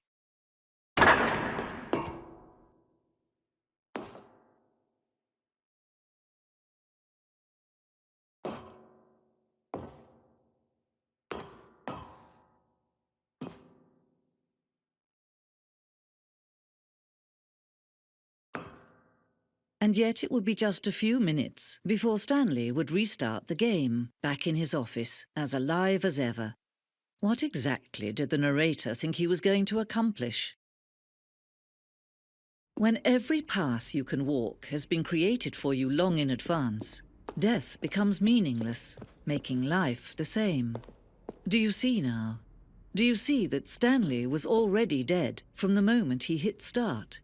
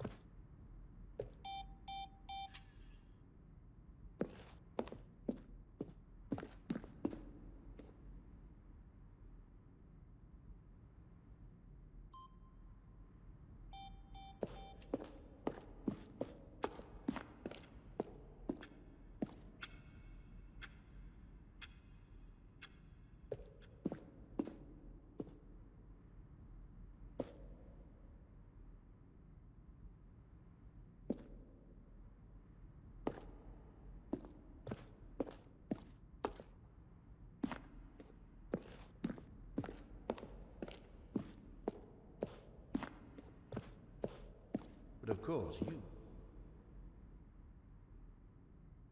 Here, I'm just... Then he pushed the number 8.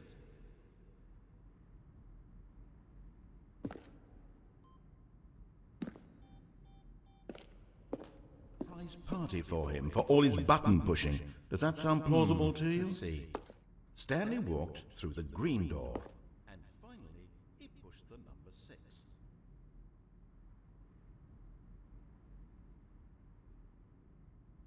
Stanley pushed the big red button. Nothing there. Shoot. Well, try the other one then. Then he pushed the number 4. Stanley walked...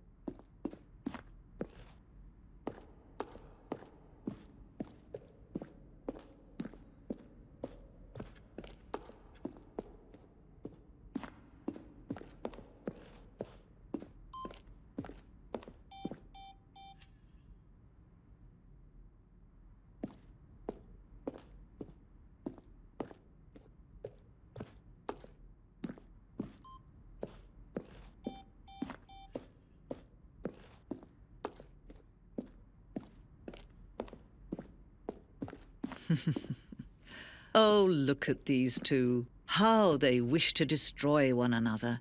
How they wish to control one another. How they both wish to be free.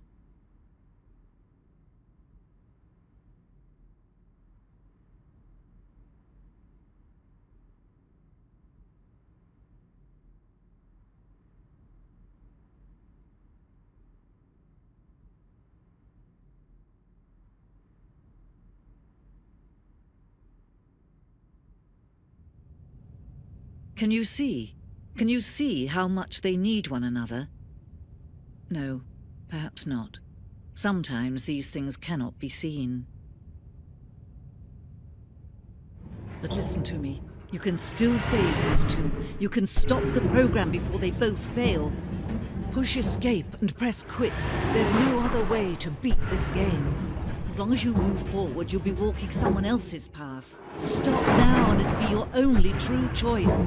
Whatever you do, choose it. Don't let time choose for you. Don't let...